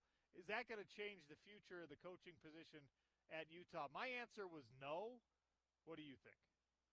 I don't think that game did, no. I think when Kyle decides he wants to hang it up and be done with it, I don't think it's going to be a single game that does it. So being as competitive a guy as he is, if anything, I would say, if I had to pick yes or no, I would say it flips the other way, that he wouldn't want to go out on a loss. But it isn't going to be that game. It's going to be when he feels like, hey, I've done all I need to do here, and I want to turn this thing over to Morgan Scalley. So I don't know that he's got in his mind yet what he wants to do. I'm not going to dare ask him that question with 5 games remaining in the regular season. But I don't know. I don't think that game Saturday night was going to swing the pendulum one way or the other. Bill, tell us about Handy Law Utah, Handy and Handy. Well, 2 guys run it, Preston and Garrett Handy. They're excellent attorneys. They have 45 years combined experience between them in personal injury law. So that means if you're driving down the street today and somebody runs into the back of you and hurts you or just damages your car, you call Handy Law Utah and let Handy and Handy take good care of you the way they've taken good care of people for years and years and years. Preston and Garrett are great people and excellent attorneys, and they give you great personalized one-on-one service every time you call Handy Law Utah. So, again, I say it every week with you, Sean. I hope that all of our listeners don't ever have to call Preston and Garrett, that they just hear you and I talk about them on the radio and hear them do sports court with Spence. But if you're in that situation and you've been hurt or someone you know's been hurt, you want somebody who's going to fight for you and do a great job for you on your side, and that's Handy and Handy. So give them a call or find them online at handylawutah.com. Bill, I'll see you on Saturday night. Have a great call. Thanks for joining me on the show, as always. Give my best to all of our peeps in Bluffdale, Sean. Talk to you tomorrow. That's Bill Riley, voice of the Utes. He'll be on the call with Scott Mitchell, Stevenson Sylvester tomorrow night at Rice Eccles Stadium. Late kickoff, night game. Bundle up, get out there, hot chocolate, whatever you need. I think this is going to be a big bounce-back game for the University of Utah. I really do. We're out here at the Smith's Marketplace in Bluffdale. We just had another fine gentleman, fine young man, throw the U and take his gift card and his tailgate passes. As a result, we're going to come back with Lee Sterling, best handicapper in the business. How does he view the games coming up this weekend? Iowa State, BYU, Utah, Colorado. He's been red hot on the NFL. How about Arizona State, Houston? We'll get to it in 3 minutes on the Sean O'Connell Show, ESPN 700, 92.1 FM.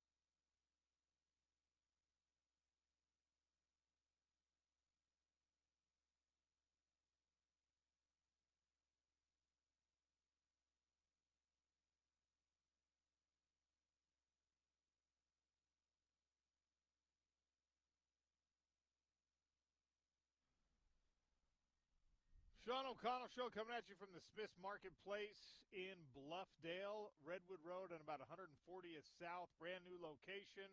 Come out, throw up the U. We'll give you tailgate passes and a Smith's gift card. Although we're running short on the tailgate passes. You got to get out here quick if you want those. I think we got 2 left to hand out. We have plenty of Smith's gift cards, though. Just throw up the U. We'll give you one. We welcome in Lee Sterling, best handicapper in the business, to talk about the upcoming games of the weekend in college football and the NFL. If we have time, we might touch on the UFC card that's happening. You can go watch that at Big Willie's, 1717 South Main. Lee Sterling, welcome back. How are you? Exhausted, Sean. This is probably, if not the most exhausted or the second most exhausted I had ever been doing shows. So normally do 53 hits on Thursdays and Fridays because of the whole gambling scandals that broke both of the separate ones. And one of them being, involved with a Miami Heat player. I've done some extra hits. I've done 71 hits by the time we finish today, about 5:30 your time. So I am beat. I am going to go to my local watering hole and get something to eat as soon as the day's over. the hardest working handicapper in the business as well. I will spare you the questions about Chauncey Billups and Terry Rozier. No. We can talk about it. I mean, it's interesting, but it's profoundly sad. I mean, this should never take place. This isn't a momentarily lapse in judgment. These are things that, if they are found guilty of, are so serious that they're probably going to spend jail time. Yeah, unfortunate, especially when you're talking about guys with, some prominent history and people who, if we're being honest, they just don't need to get involved in this nefarious stuff. So, right. Anyway, I would be remiss if I didn't jump into these games that we've got coming up. Yep.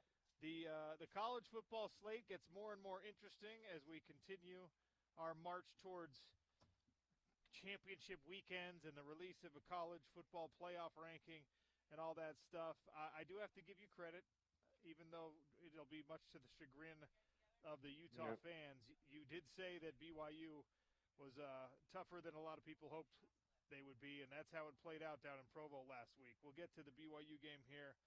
We'll start in the SEC, though. Texas A&M, LSU, big matchup, and the Aggies are 2.5-point favorites. Can they beat the Bayou Bengals? I think that they can. They have never won in Death Valley. But last year, they put Marcel Reed in at halftime, and he came out on fire. They scored on 3 straight drives and beat the Tigers 38-23. LSU couldn't get off the field last week against Vanderbilt and Diego Pavia. Marcel Reed is bigger, stronger, and faster and has a stronger arm. So I think it's going to be tough here. They're going to need some takeaways. They were on the field for 37 of the 60 minutes last week, and now all of a sudden, as bad as their offense has been, or as pedestrian has been, they lost their starting left tackle. They're going to have to play a true freshman in that spot. And AM, 10th in pressure rate, 4th in sacks here. The reality is LSU just isn't that good here. I like Texas A&M. They might lose a game, but not this weekend. They stay undefeated here, 31-20. All right, into the Big 12 Conference, which, of course, has a lot of interest for the fans around here. Arizona State, I think, people are starting to jump back on the bandwagon. They're believers. It seems like Vegas feels that way. 7.5-point favorites against Houston, and Houston has been surprisingly good this year. But are the Sun Devils this improved?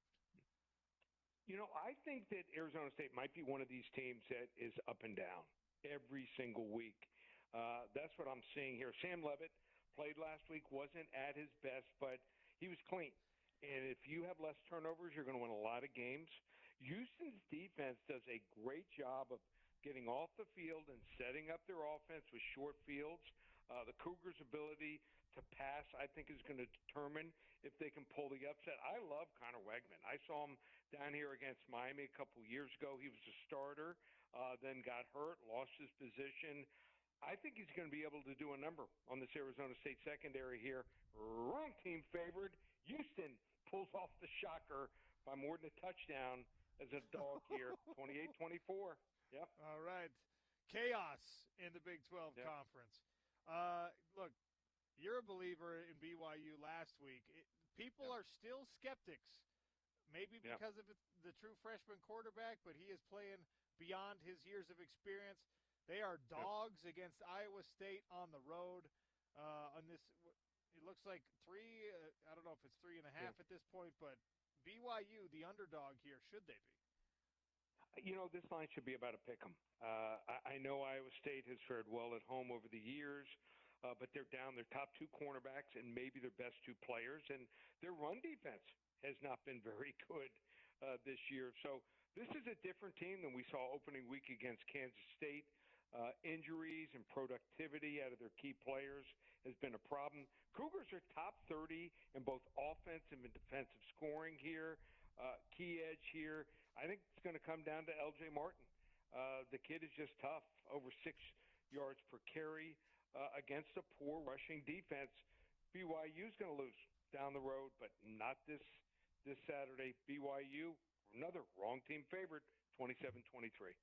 I agree with you on that one. I don't know what they've got to do to convince people, but I don't think Iowa State's at their best right now. We'll get to the Utah game here to finish it out. Let's go to the NFL, where you've been absolutely red hot this year. The Broncos are 3-point favorites against the Cowboys. Which of these teams comes out on top? Well, the Broncos, they're not the same team as last year. Last year, as a favorite, they were 8-0 against the spread. This year, 1-4 in the favorite role.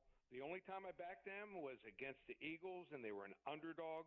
The underdog, you get a margin for error, and when they fall behind and are forced to come back, favorites do not. Broncos have trailed entering the fourth quarter in each of the last three games. It doesn't mean that they're going to be trailing in this game or every game going forward, but if they're behind against the Cowboys offense, this is when they do their best work. They're averaging over 31 points per game, 390 yards per game. I like the Cowboys here, 28-27. Lee does not like the Broncos as favorites. Note that. Nope. All right. The Chiefs and the Commanders are your game of the week, and the Chiefs are 10.5-point favorites here. Yep, anyone wants to get it, just call me here at the office. Give it away to the first five people, 800-400-9741. Give them the game for free. 800-400-9741. Game's on me, and they want to hop on board. How about this? We have gone 23-2 the last 5 Sundays. We've gone 5-0, 5-0, 5-0. In the last 2 weeks, 4-1 each week. What we do is we call it Lee's Sunday Golden Ticket. You get 5 games on Sunday for 4 weeks. We're on a 23-2 run, just $197 at ParamountSports.com. If you've never been with me before, this would probably be a good time. Also, a UFC card will maybe hit on 1 or 2 selections there also. 5 selections, $57, and we've won 15 of the last cards in the UFC, ParamountSports.com. All right, let's do that. Let's talk about this UFC card. Again, Big Willie's 1717 South Main. That's where you're going to go watch this. It is an early card here in the United States. Prelims at 10 a.m., main card. Your main event's probably going to be 3, 4 p.m., I think, Mountain Time. So get down there, watch the UFC card alongside the college football Saturday. Cyril Gahn, Tom Aspinall. A lot of people they've got Tom Aspinall crowned as this, like, he is the guy. He's the new guy. He would have beat John Jones if Jones would ever be willing to fight him. Look, he's big, he's fast, he's an incredible fighter. Does Cyril Gahn have anything for him? Absolutely, but he's got to catch him early. So if he doesn't catch him early, this is a fight. I don't see it going past 2 or 3 rounds. So Gahn will probably run out of gas by that point. But I favor Aspinall. I think he's a champion, but not one of the greatest champions we've seen of all time. Just sometimes it's who you fight, and just hasn't had to fight the level of competition some of these past champions has done. Maybe another fight I like a little more is Mackenzie Dern. I think she can do everything that Vernon Jandaroba can do, but just a little bit better, and has more power. She has pop in her punches here, and maybe a little bit better as far as submissions. I would favor her. And if you're looking for a fight that's not going to last long, Alexander Rakic against Azmat Mirzakhanov. I think this is a fight you want to play here inside the distance here. Two high-level guys that can strike and submit. I would definitely play this, do this inside the distance. Yeah, I don't think that one goes 15 minutes either. I think that's a No. solid pick. I would follow on that one for sure. Before we send you home, Lee, 13 and a half points. That's what Utah is giving against Colorado. The Utes are the big favorites here in a bounce-back position at home. I mean, I've been talking all day about why they should be able to handle their business here. How are you picking it? Yeah, and they should be able to handle the business here, but this is a high line here. Last three Colorado games have been under the total. Utah last week, too many penalties, 12 penalties here. That factored into the game last week, and I think Dampier is not 100%, and he's struggling physically. I have him winning the game 30-20, but slightly into Colorado here in the under. All right, yeah, that is a big spread, 13 and a half. Lee says take Colorado to cover, but Utah to win. Lee, you're the man. Yep. Let's stay hot this weekend, and we'll talk again soon. Sounds good. See you, bud.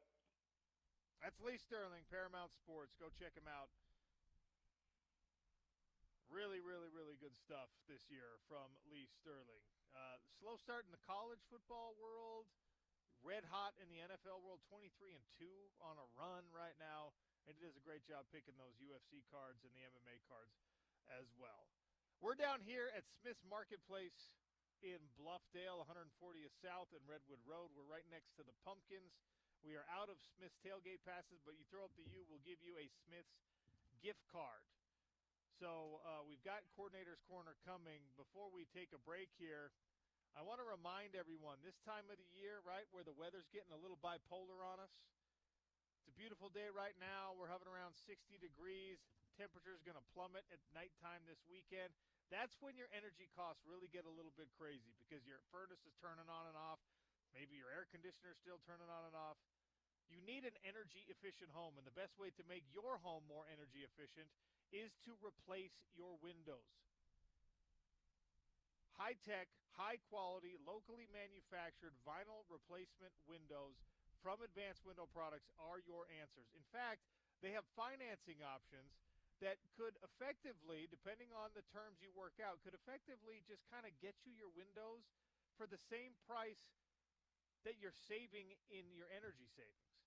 So it's an effective, like, free replacement almost.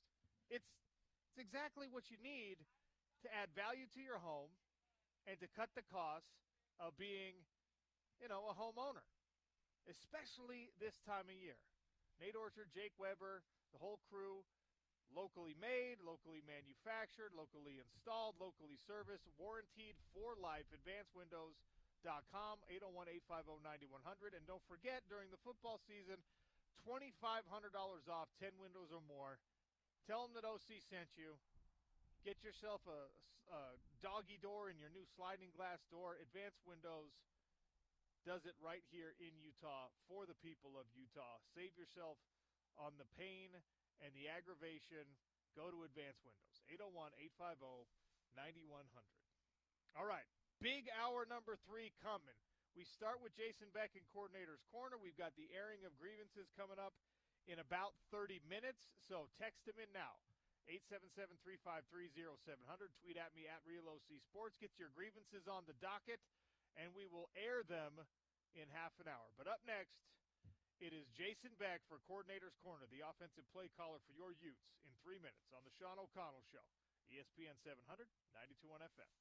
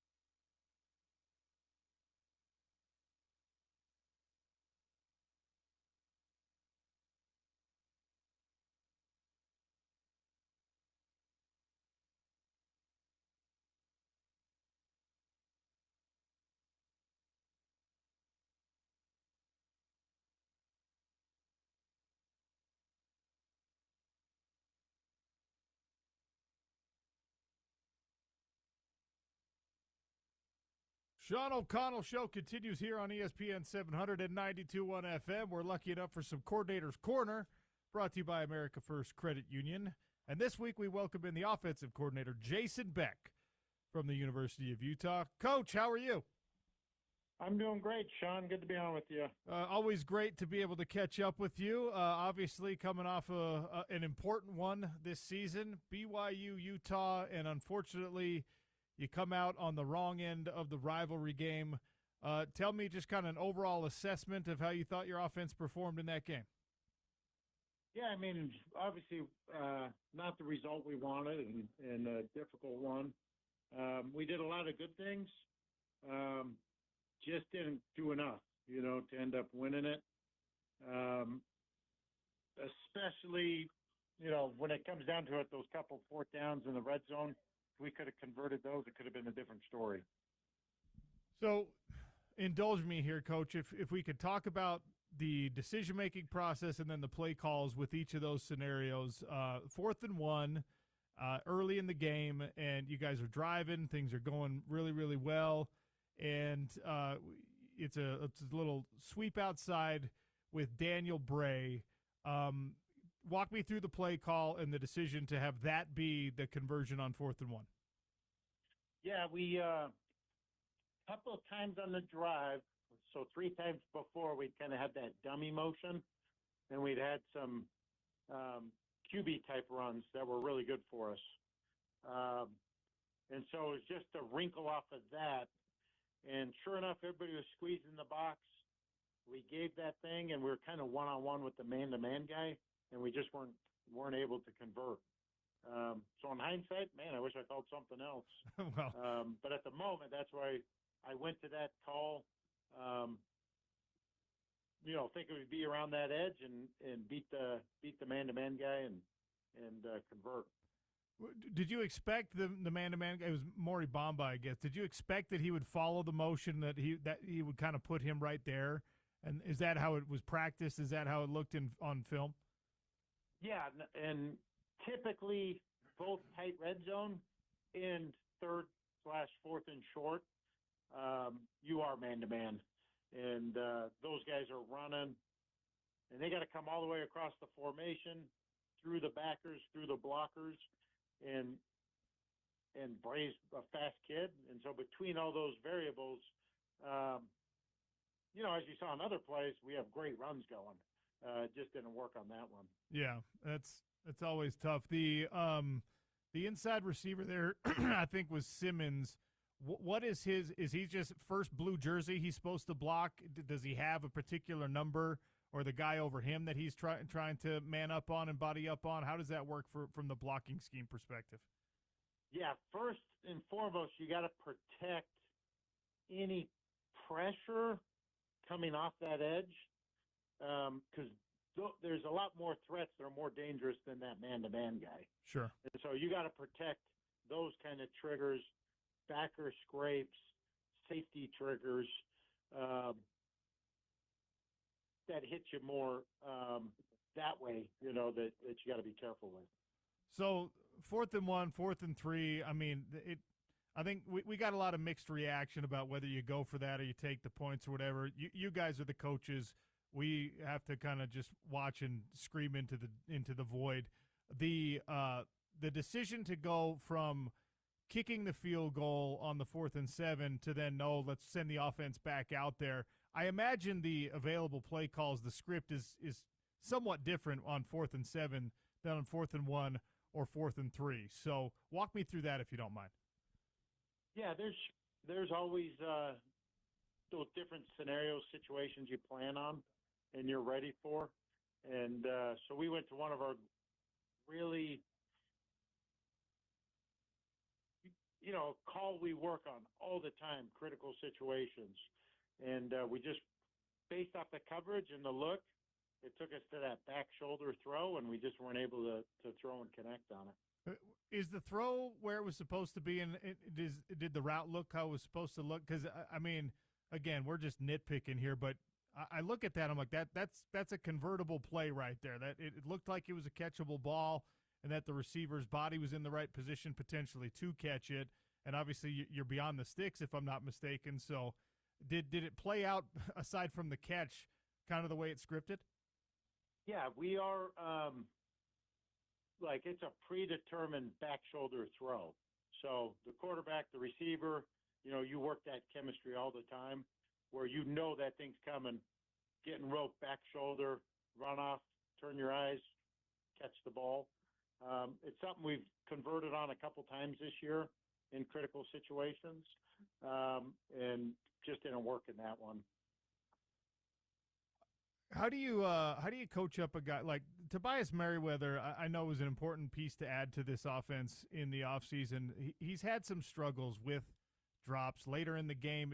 It ended up being a penalty on BYU, but a ball goes through his hands. It hits him in the face mask. And I know that, this is something you guys are practicing all week, every week, I imagine. How do you, in game, how do you handle it with a guy when he's having a little bit of, I don't know, of a yip situation in some of those scenarios? Yeah, you got to make those decisions of who you trust the most in these different spots, based off, previous history, and you want to find the hot hand and go to those guys, and obviously coverage and different defensive looks dictate where that ball goes on your reads. And so yeah, it's a little disappointing for Tobias not to have kind of the performance he would want, and that will help our offense. But that's part of the deal. We just got to keep working, keep getting better, and come through when your number is called. In a game like this one against BYU, I mean, Bray, we talked about him a lot coming into this game as kind of an X factor, and he really had, if there was a need for a breakout game, I mean, this is a breakout game for a freshman, I think by anyone's definition.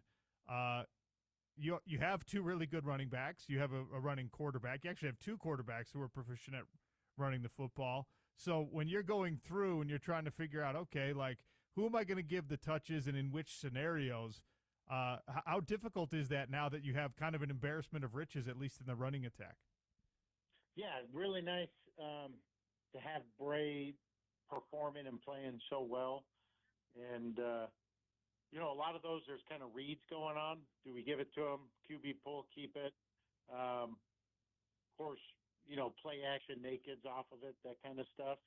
But it's anytime you have a person that steps up and performs at a high level, it just really helps your offense and its production to move the ball, to score points, and to be harder to defend. So correct me if I'm wrong, but I think in this game you were faced with a couple of decisions, and you're probably something that might continue through the year as Devin tries to get 100% healthy, where the QB run game is an important part of your offense, but if Dev is not quite himself, in the BYU game, and we've seen it, I think, in the past, where you can bring in Bird Ficklin, and Bird Ficklin can obviously handle those duties, but that also allows for a defense to potentially key on, okay, this kid's in, and he doesn't throw that much. He is proficient as a thrower if his completion percentage is any indication, but how do you manage that, Coach? Because you don't want to sacrifice the QB run game if Dev's not healthy, but you don't want to be overly predictable by bringing in Bird Ficklin and having everyone be like, okay, this is going to be, either an option play or just a design QB run. Yeah, exactly. You got to manage that thing at a high level, and so we were working on keeping Devin on the field as well. So that way, if Bird's in there, Devin's also in there. You don't quite know who's lining up at quarterback. So at least you can't make a call based off that. Where if you're totally bringing Devin out of the game, all right, that's the first opportunity for the defense to make a call. So we were kind of doing that. We would keep Devin out there, line him up somewhere else to let Bird do some of that QB run stuff to allow our offense to be difficult to defend and keep doing those things. And then at the same time, we can line Bird up in different spots. So when he's out there, he's not always lined up at quarterback, So you're kind of doing a little of that. Then you obviously have to have complementary things that you're doing with Bird where he is allowed to throw it. He is allowed to make decisions. And he's put enough stuff on tape that a team can't just treat him like a running back. He's put enough throws and plays on tape that they can't bring everybody in the box and just dare you to throw it, because he's shown that he can. Coordinator's Corner here on the Sean O'Connell Show with Jason Beck, brought to you by America First Credit Union. Utah's offensive play caller, of course, Jason Beck. So how is the offensive line graded out after a game like BYU? You end up with 6+ yards a carry, I think. The pocket was pretty clean in a lot of cases. There was some pressure. And, this is as big of a game as you're going to play in a football regular season. How did your offensive line come out when you evaluated the film? Yeah, they obviously have been a strength of our offense all season, and have done a lot of great stuff for us to help us move the ball. And they played well. BYU, they have a great defensive scheme and give you challenges, and our guys, man, I thought they were well prepared and handled that. Anytime you don't get the results you want, then obviously it's not, quite good enough. And so you are hard, you are critical, and you're just finding everything you got to improve and get better at. So we can be just a little better on those critical plays, a little better on those tailback handoff runs between the tackles, which was probably at the end of the game, we came up short there in just the efficiency of the tailback runs between the tackles. So there's always things to work on, things to improve, to get better, to play the best football we can. This is an odd question to have to ask because when a linebacker gets ejected for targeting, it usually doesn't affect the offensive coordinator that much. But Lander Barton is a unique animal, and obviously you guys have used him on both sides of the ball. You're without him in the first half for the University of Colorado game. So do you make significant adjustments, or is it just Dallin Bentley carry that load that Lander might have carried some of during the first half? Yeah, for the most part, we're playing Dallin all the time. It's just a matter of who else is out there, and on some of the stuff, Barton's out there with them. Yeah. And so we'll still use Barton, and we'll just wait till the second half to use him. So all that kind of stuff we can put on the back burner and just save it for the second half. We've usually been targeting about 20 plays a game. So whether we get all 20 of those in the second half or whether we, trim it down a little bit, we'll just save it for the second half and go from there. However, we do, you always got to have a backup plan prepared. And so when he got ejected, unfortunately, we can still do everything he was prepared to do and just do it with the next man up, the next guy ready to go. I know they reviewed it, and I know by the letter of the law, when the contact is helmet to any part of the helmet, that you can uphold a situation like that. I thought Lander did what he could to get his helmet and the crown of his helmet out of the contact on that play. And I'm not asking you to sit here and pick apart officiating decisions, I guess, but isn't that kind of how you coach it up? Like when you're coming in hot, just don't lead with the crown of your helmet and hope for the best? I mean, when I saw the replay, I thought for sure it was going to be overturned. So I thought it was unfortunate they called roughing with targeting, because I thought for sure they'd overturn the targeting. And but then you're still stuck with that roughing penalty. For sure. Yeah. Where if it was just targeting, you no longer even have the penalty. So I was surprised. I was surprised when they came back and confirmed it. Yeah, that makes two of us and probably thousands of us that were watching that game through a red lens. I can't believe we made it to this point in the discussion without me asking a question that probably should have been the first one. How is the rivalry different from the red side? You've obviously experienced it on the other side, like many of the coaches on your staff have, and many of the coaches on BYU staff have experienced it from the red side. Is there any marked difference when you're wearing a different color? No, there was no. I had been back when I was at Virginia. We went back and played at BYU for a non-conference game. So when that happened, there was kind of that, interesting being in the other locker room and the other sideline perspective. But I'd kind of already been through that hoop, and so you just treat it like any other game in terms of big game, important game, great opponent, all those things, top 25 matchup. Just disappointing we weren't able to play better to win it. So now you move forward with a Colorado team that, Coach Witt made it a point in his Monday press conference to say, hey, look, this team is better than their record says they are. Are you seeing that on film? Yeah, definitely. And, the challenge after you play your rival is, man, you got to turn around and have a great week of preparation. And that can be really hard when you work so hard and invest so much and things don't go your way. And so that's a huge challenge to turn around and do that and be prepared to play your best football, which you're looking to do every week, play your best football of the season. So I thought we had a good Tuesday practice. I like the way the kids showed up in practice day yesterday, and we need to do the same, Wednesday, Thursday, Friday, and get ready to play our best game of the year this weekend. Obviously, with the way it's working out in the Big 12, none of us should be surprised by this, but, there's 11 teams with 2 conference losses or fewer, which means 11 teams that are still within mathematical and somewhat feasible striking distance of a conference championship game appearance. Obviously, you being in that mix means there's no longer any margin for error. You don't go into games early in the season or at any point saying, hey, you know what, if we don't get this one, we'll be fine. I know that. But now it's definitive that if you want to win a conference championship, you can't make mistakes. Players can't make boneheaded mistakes. Your play calls have to be the best they could possibly be. The same is true on the opposite side for Morgan Scalley, et cetera.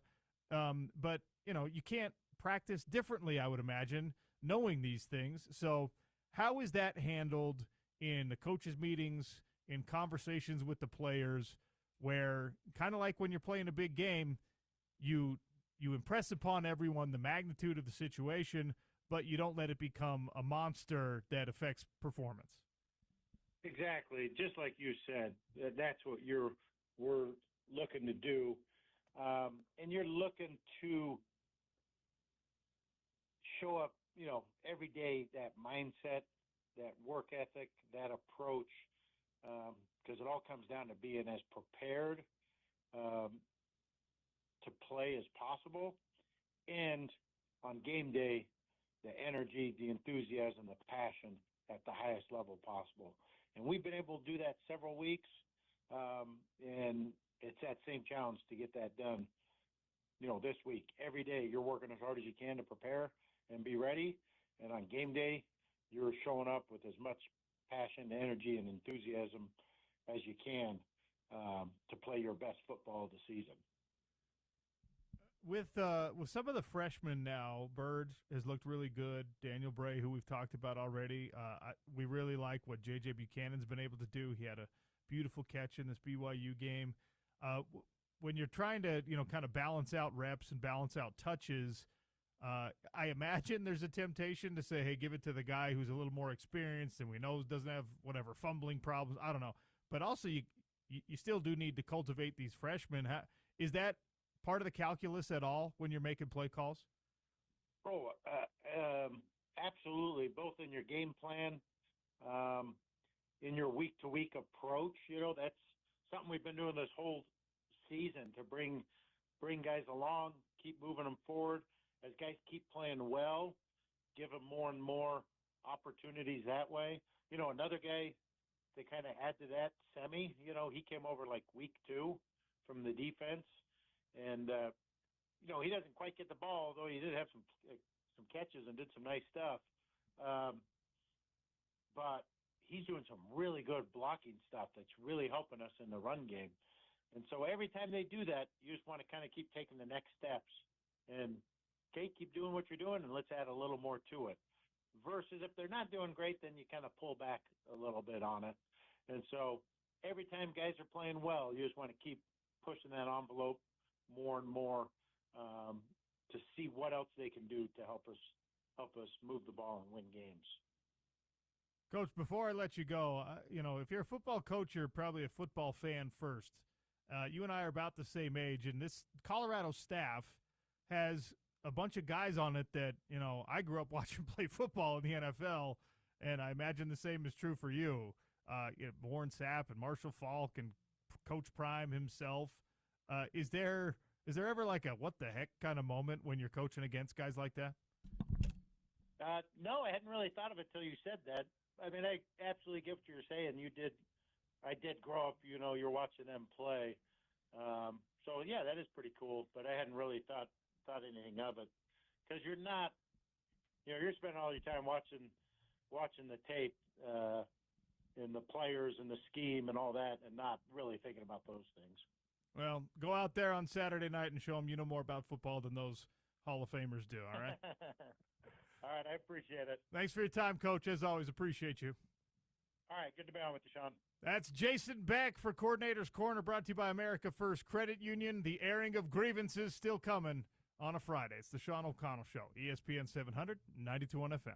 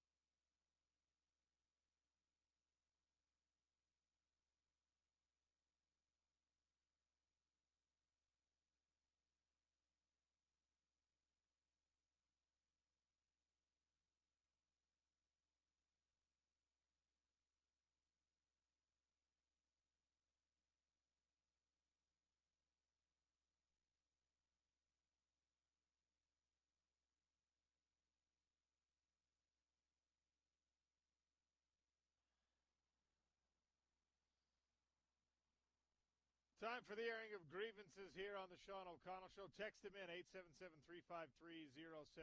You can come air your grievance in person at Smith's Marketplace at 140th South and Redwood Road. At Real OC Sports as well. Grievance time. Air your grievances, head into the weekend with a clear mind, heart, conscience, whatever it is. 877-353-0700. Plans for the weekend, guys. We've got it figured out for you, okay? Big Willie's at 1717 South Main has a craft food menu. They've got craft cocktails. They've got cold beers on draft. They've got every soft drink you can imagine. They've got TVs for you to watch, not only your college football Saturday, your NFL games, the Utah Mammoth, but also there's a UFC pay-per-view happening midday on Saturday. Prelims start at 10 a.m. They're going to have breakfast running through 2 p.m. It's a perfect place for you to go down, watch fights and football and all of it all at once at Big Willie's, 1717 South Main. And remember, if you tell them, the bartender, the door staff, Patrick, Michelle, anyone you see down there, say, hey, I heard about your place on the Sean O'Connell Show. They're going to enter your name in a drawing to win 2 club-level Mammoth tickets.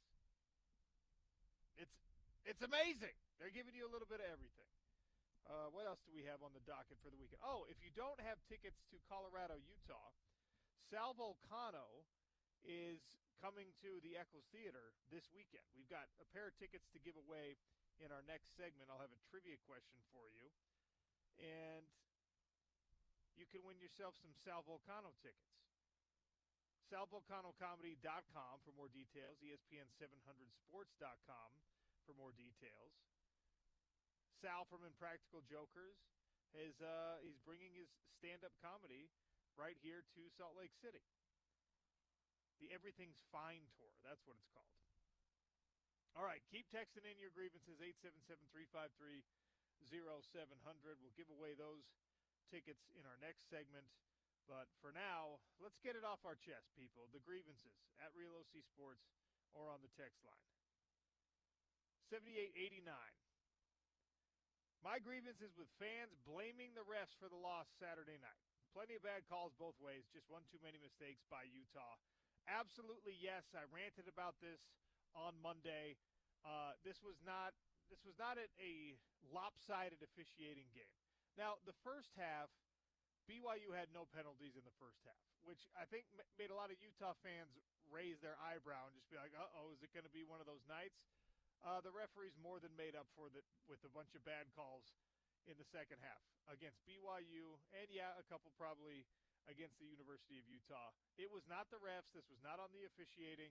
I will listen to you complain and cry about how significant the calls were in last year's game, but this one was not decided by referees.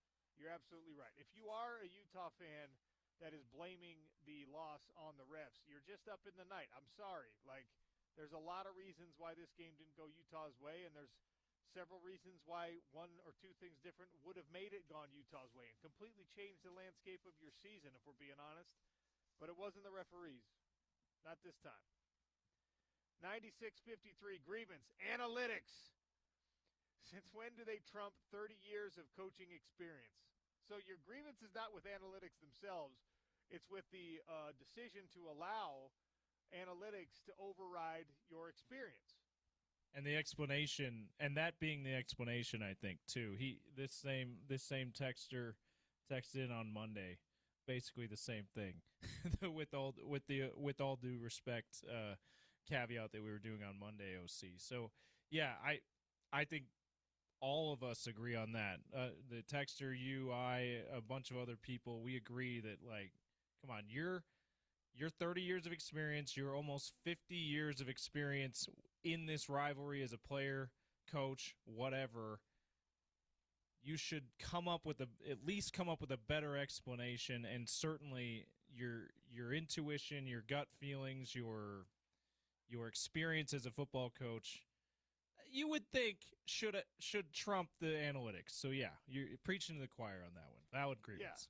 Yeah, we've been kind of harboring that grievance all week long here on the Sean O'Connell Show. But I'll tell you something, all right? Here's my prediction for the weekend.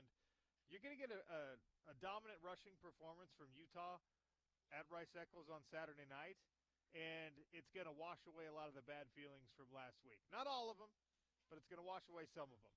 And whatever ones it does wash away, you're going to go to church on Sunday, and somebody with like a royal blue tie is going to bring some of those back. But in any case, your grievances are understood and echoed here on the Sean O'Connell Show. Another listener grievance that I wanted to address. We had the great one, just a picture of the outside of LaVell Edwards Stadium. That's all their grievance is. Fantastic. That's a valid grievance. This other one, grievance is listening to whatever NBA podcast you guys play all the time. First off, that's ESPN Radios. That's ESPN's. I believe that the Hoop Collective is what you're referring to. So that's not our podcast. That's not our choice of programming. So there's that. And then why is Cam Rising still doing commercials for ESPN 700? Same with Brant Keithy. Those are not commercials. Those are Utes legends saying you're listening to the home of the Utes. I'm sorry you have a problem with that. They're like 5 seconds long. And they're like 5 seconds long. I'm sorry you have a problem with Utes legends shouting out our station, however old they are. But yeah, the NBA. I'll just give a little quick explanation. When they play when ESPN Radio plays their podcasts, including the Hoop Collective that apparently you don't like, those are when there's a national game airing that we are not able to clear here on ESPN 700 because we've got a game, we've got a Utes game, or we've got a coaches show or something that ended early. They play ESPN Radio plays their podcasts, right?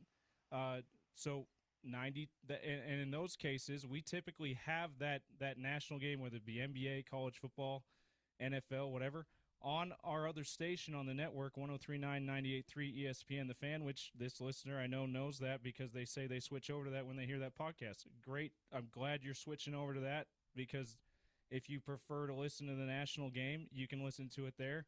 I mean, if you just wanted to listen to some great commentary, you can listen to whatever ESPN Radio is playing at night, which during those times they typically play their podcast. So just a little explainer there, not our programming. ESPN Radio is making that choice. And, yeah, there you go. You have another option here on the network, 103.9, 98.3 ESPN The Fan. Thanks for texting in. Sub-grievance with you for taking that much time to explain that, okay? 92-31. Grievance. Everyone complaining about the fourth down calls. If you think you have one of the best O-lines in the country, you trust them in those scenarios. We just didn't make more plays than BYU on critical downs. Ha ha ha. Well done, 92-31, but if you've been listening to the show all week, you know that we talked about the chain of blame and responsibility. The first fourth down decision to go for it, nobody questions. The play call is where the grievance comes in because you did not trust your offensive line to manage the blocking scheme. You were excessively reliant on wide receivers to make the block in that case. So you're right in one aspect, but if you have a grievance, your grievance is actually with the fact that you did not lean on your offensive line, at least on that fourth down call. And obviously you didn't lean on your offensive line much in the 4th and 7 situation because that was a weird passing down instead. Here's a grievance that I've got. The rumor mill is going wild right now. I will just say this. Grievance on, again, the NIL stuff, the pay-for-play stuff, the professionalization of college football, and there not being a solidified structure here. We're getting to a situation now where, again, all rumor and innuendo, there are contract disputes happening on your favorite college football teams potentially in real time, like that could affect actual game decisions, actual who's going to play. I was ranting against this week. I'm reiterating. Like, there are guys that should be getting more reps who aren't because the person in front of them is making too much money to bench. Like, this is bad, okay? That's a serious grievance that I want to echo again. And also one that is not sports-related, and I should probably stick to the sports stuff on a sports talk show, but I've always had a problem with this, James, okay? And it made me really scared when I was a young kid, and it continues to as an adult, but not me necessarily, just through my kids. My grievance is with people who've got like the really, really scary lawn decorations. Okay. Oh. If you are one of those people who has like the blow-up pumpkin, awesome. All right. If you've got the spooky tree, we're next to the spooky tree right here at Smith's Marketplace. Giant inflatable spooky tree. You can go inside and you can buy this thing. One of my neighbors has a like terrifying, photorealistic, gigantic 15-foot tall vampire out in the front lawn. Okay. My 2-year-old, almost 2-year-old, every time we drive past this thing, loses her mind in fear. Oh no. It's awful. Yeah. All right? Like I'm totally on board with the festivities. You want to have like lights and flashing things and like if you on Halloween night trick or treating, you want to bust out the scary stuff, but this thing is terrifying in the broad daylight, James. Yeah. Okay? And it makes me harken back to my young years when my terrible older brother, when I was like 3-4 years old, these are some of my earliest memories.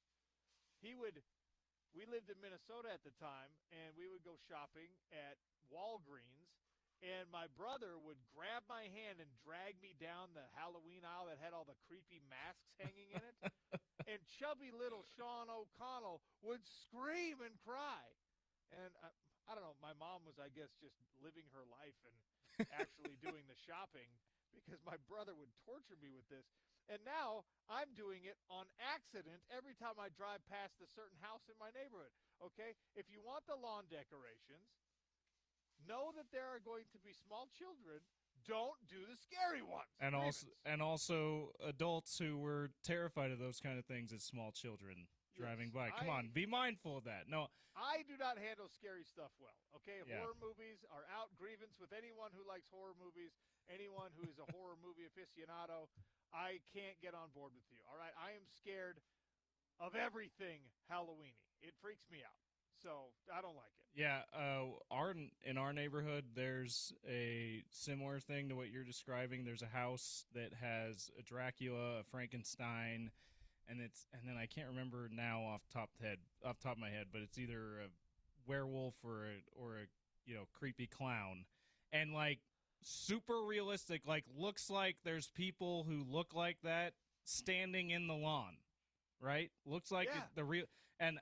We're walking the kid, the wife and I, we're walking around the neighborhood, and it's in broad daylight, and I got startled, like looking around the corner and seeing this Dracula and then I had to go, oh, that's a fake Dracula. I thought that was a real scary looking person standing in their lawn. Holy crap. And then I made the mistake of walking by at night, and even more terrifying. So yeah, I've got the same kind of neighbors as you do. Apparently. We have another neighbor who did like a Harry Potter themed kind of a scary situation, right? Which, okay, that's kid friendly, you would think. You know what they got did? They hung a bunch of Dementors from their trees. And those are terrifying. Yeah. You know how terrifying those are? My dog, my 125-pound dog, tried to go kill one of them. And then the Dementor tried to do the Dementor's kiss on him, and he almost died. No, that's terrible. Not real, James. That's not real. That's not real. So, yeah. He didn't almost get his soul sucked out of him. Oh, okay. No, because it was a Halloween decoration. Oh, okay. No, and okay. Dementors aren't actually real, James. But explain that to an 8-month-old dog and a 20-month-old child. Yeah. They don't understand. All right? Grievance. All right, I'm digging in hard on this grievance. In fact, I demand that if you're listening to the show and you have scary lawn decorations, it's not Halloween night yet, go take them down. Go take them down. You can put them back up when the kids are trick-or-treating. All right?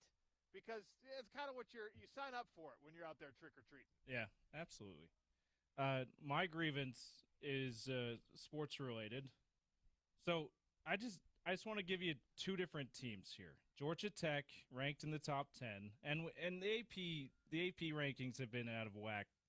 There's been a few teams that raise your eyebrows every week this year. Not a good year for the AP poll rankings. But yeah, Georgia Tech from the ACC in the top 10, And then the highest ranked team in the Big 12 happens to be BYU, 11. And I don't understand. I'm not saying BYU should be 7, but I am saying they've got a better resume, and they've proven that they look like they're a better team than Georgia Tech so far this year. Like Georgia Tech's best win is Wake Forest, who's a solid team. BYU's best win so far is against Utah, who better team than Wake Forest. I think almost every metric would say that at this point, OC, and a lot of the other experts would say. You also look at their future strength, their strength of schedule leading up to this game, their future strength, each of their future strengths of schedule. BYU going up against some of the best teams in the Big 12 the rest of the year. Georgia Tech doesn't play anyone really very good until Georgia, which is not in the ACC, right? Like at the end of the year, I don't understand why the ACC is getting way more respect in the Big 12 when it feels like the way it's played out, the Big 12 has a much deeper, stronger conference in the ACC so far. I'll tell you one of the reasons behind this. There is an East Coast bias, and a lot of that is Southeast bias too. There's definitely a Southeast bias. Anything Georgia related is going to have some kind of a shine on it. Really, James, a lot of this is just because people have watched Georgia Tech more than they've watched BYU, if we're being honest. Like, that's why. Because a lot of these AP voters see the highlights, they see the final score, they check the box score, they say, oh, BYU's winning by, a thin margin. It's the same exact problem that Pac-12 teams had, where you just don't stay up late enough to watch the full body of work. Or by the time you get to the Big 12 games that are played more in the Mountain Time Zone or, like the closer to the West Coast situations, the late night ones, like, BYU Utah finished at midnight for East Coast viewers. There are plenty of people who are not staying up. They're watching their college football Saturday from noon to dinner time. And then they're catching the highlights the rest of the way. It is a problem. Utah, Colorado, how many people do you think are going to watch that game that live in the Eastern time zone? Yeah, that's ending at like 2 a.m. out there. 2 a.m., exactly. 3 a.m. So absolutely not. It's just and credit to Georgia Tech. They're one of the few undefeated teams in the country. They deserve to be ranked probably in the top 15 because of that. But I just like the Big 12, the best team in the Big 12, who also happens to still be undefeated and has a better strength of schedule than you. And just their win that they just got was not only in a tense rivalry game, it's way better than what Georgia Tech has on their resume so far, and probably will be until they play Georgia, and they're probably not going to get that win, right? Like, the conference needs more respect nationally. I get all what you're saying. It's just it's a problem, and as you said, it was a problem in the Pac-12 era too. I'm not sure how you fix it. 877-353-0700. Keep texting in your grievances. If we get a couple good ones before the end of the show, I will make sure they reach the airwaves. We got to take another break. We're out here at Smith's Marketplace on Redwood Road, 140th South Redwood Road. Swing on out here, stock up for your tailgate, get your pumpkins. You can even get your Halloween decorations here because they don't have any that are like movie special effects terrifying. I went and looked at the section, all right? All of these are Sean O'Connell Show approved for your front lawn. Come on out. Pumpkins, carving pumpkins, by the way, 2 for $10. That's a good deal. We'll give away some Sal Volcano tickets and wrap up the show next on the Sean O'Connell Show, ESPN 700 and 92.1 FM.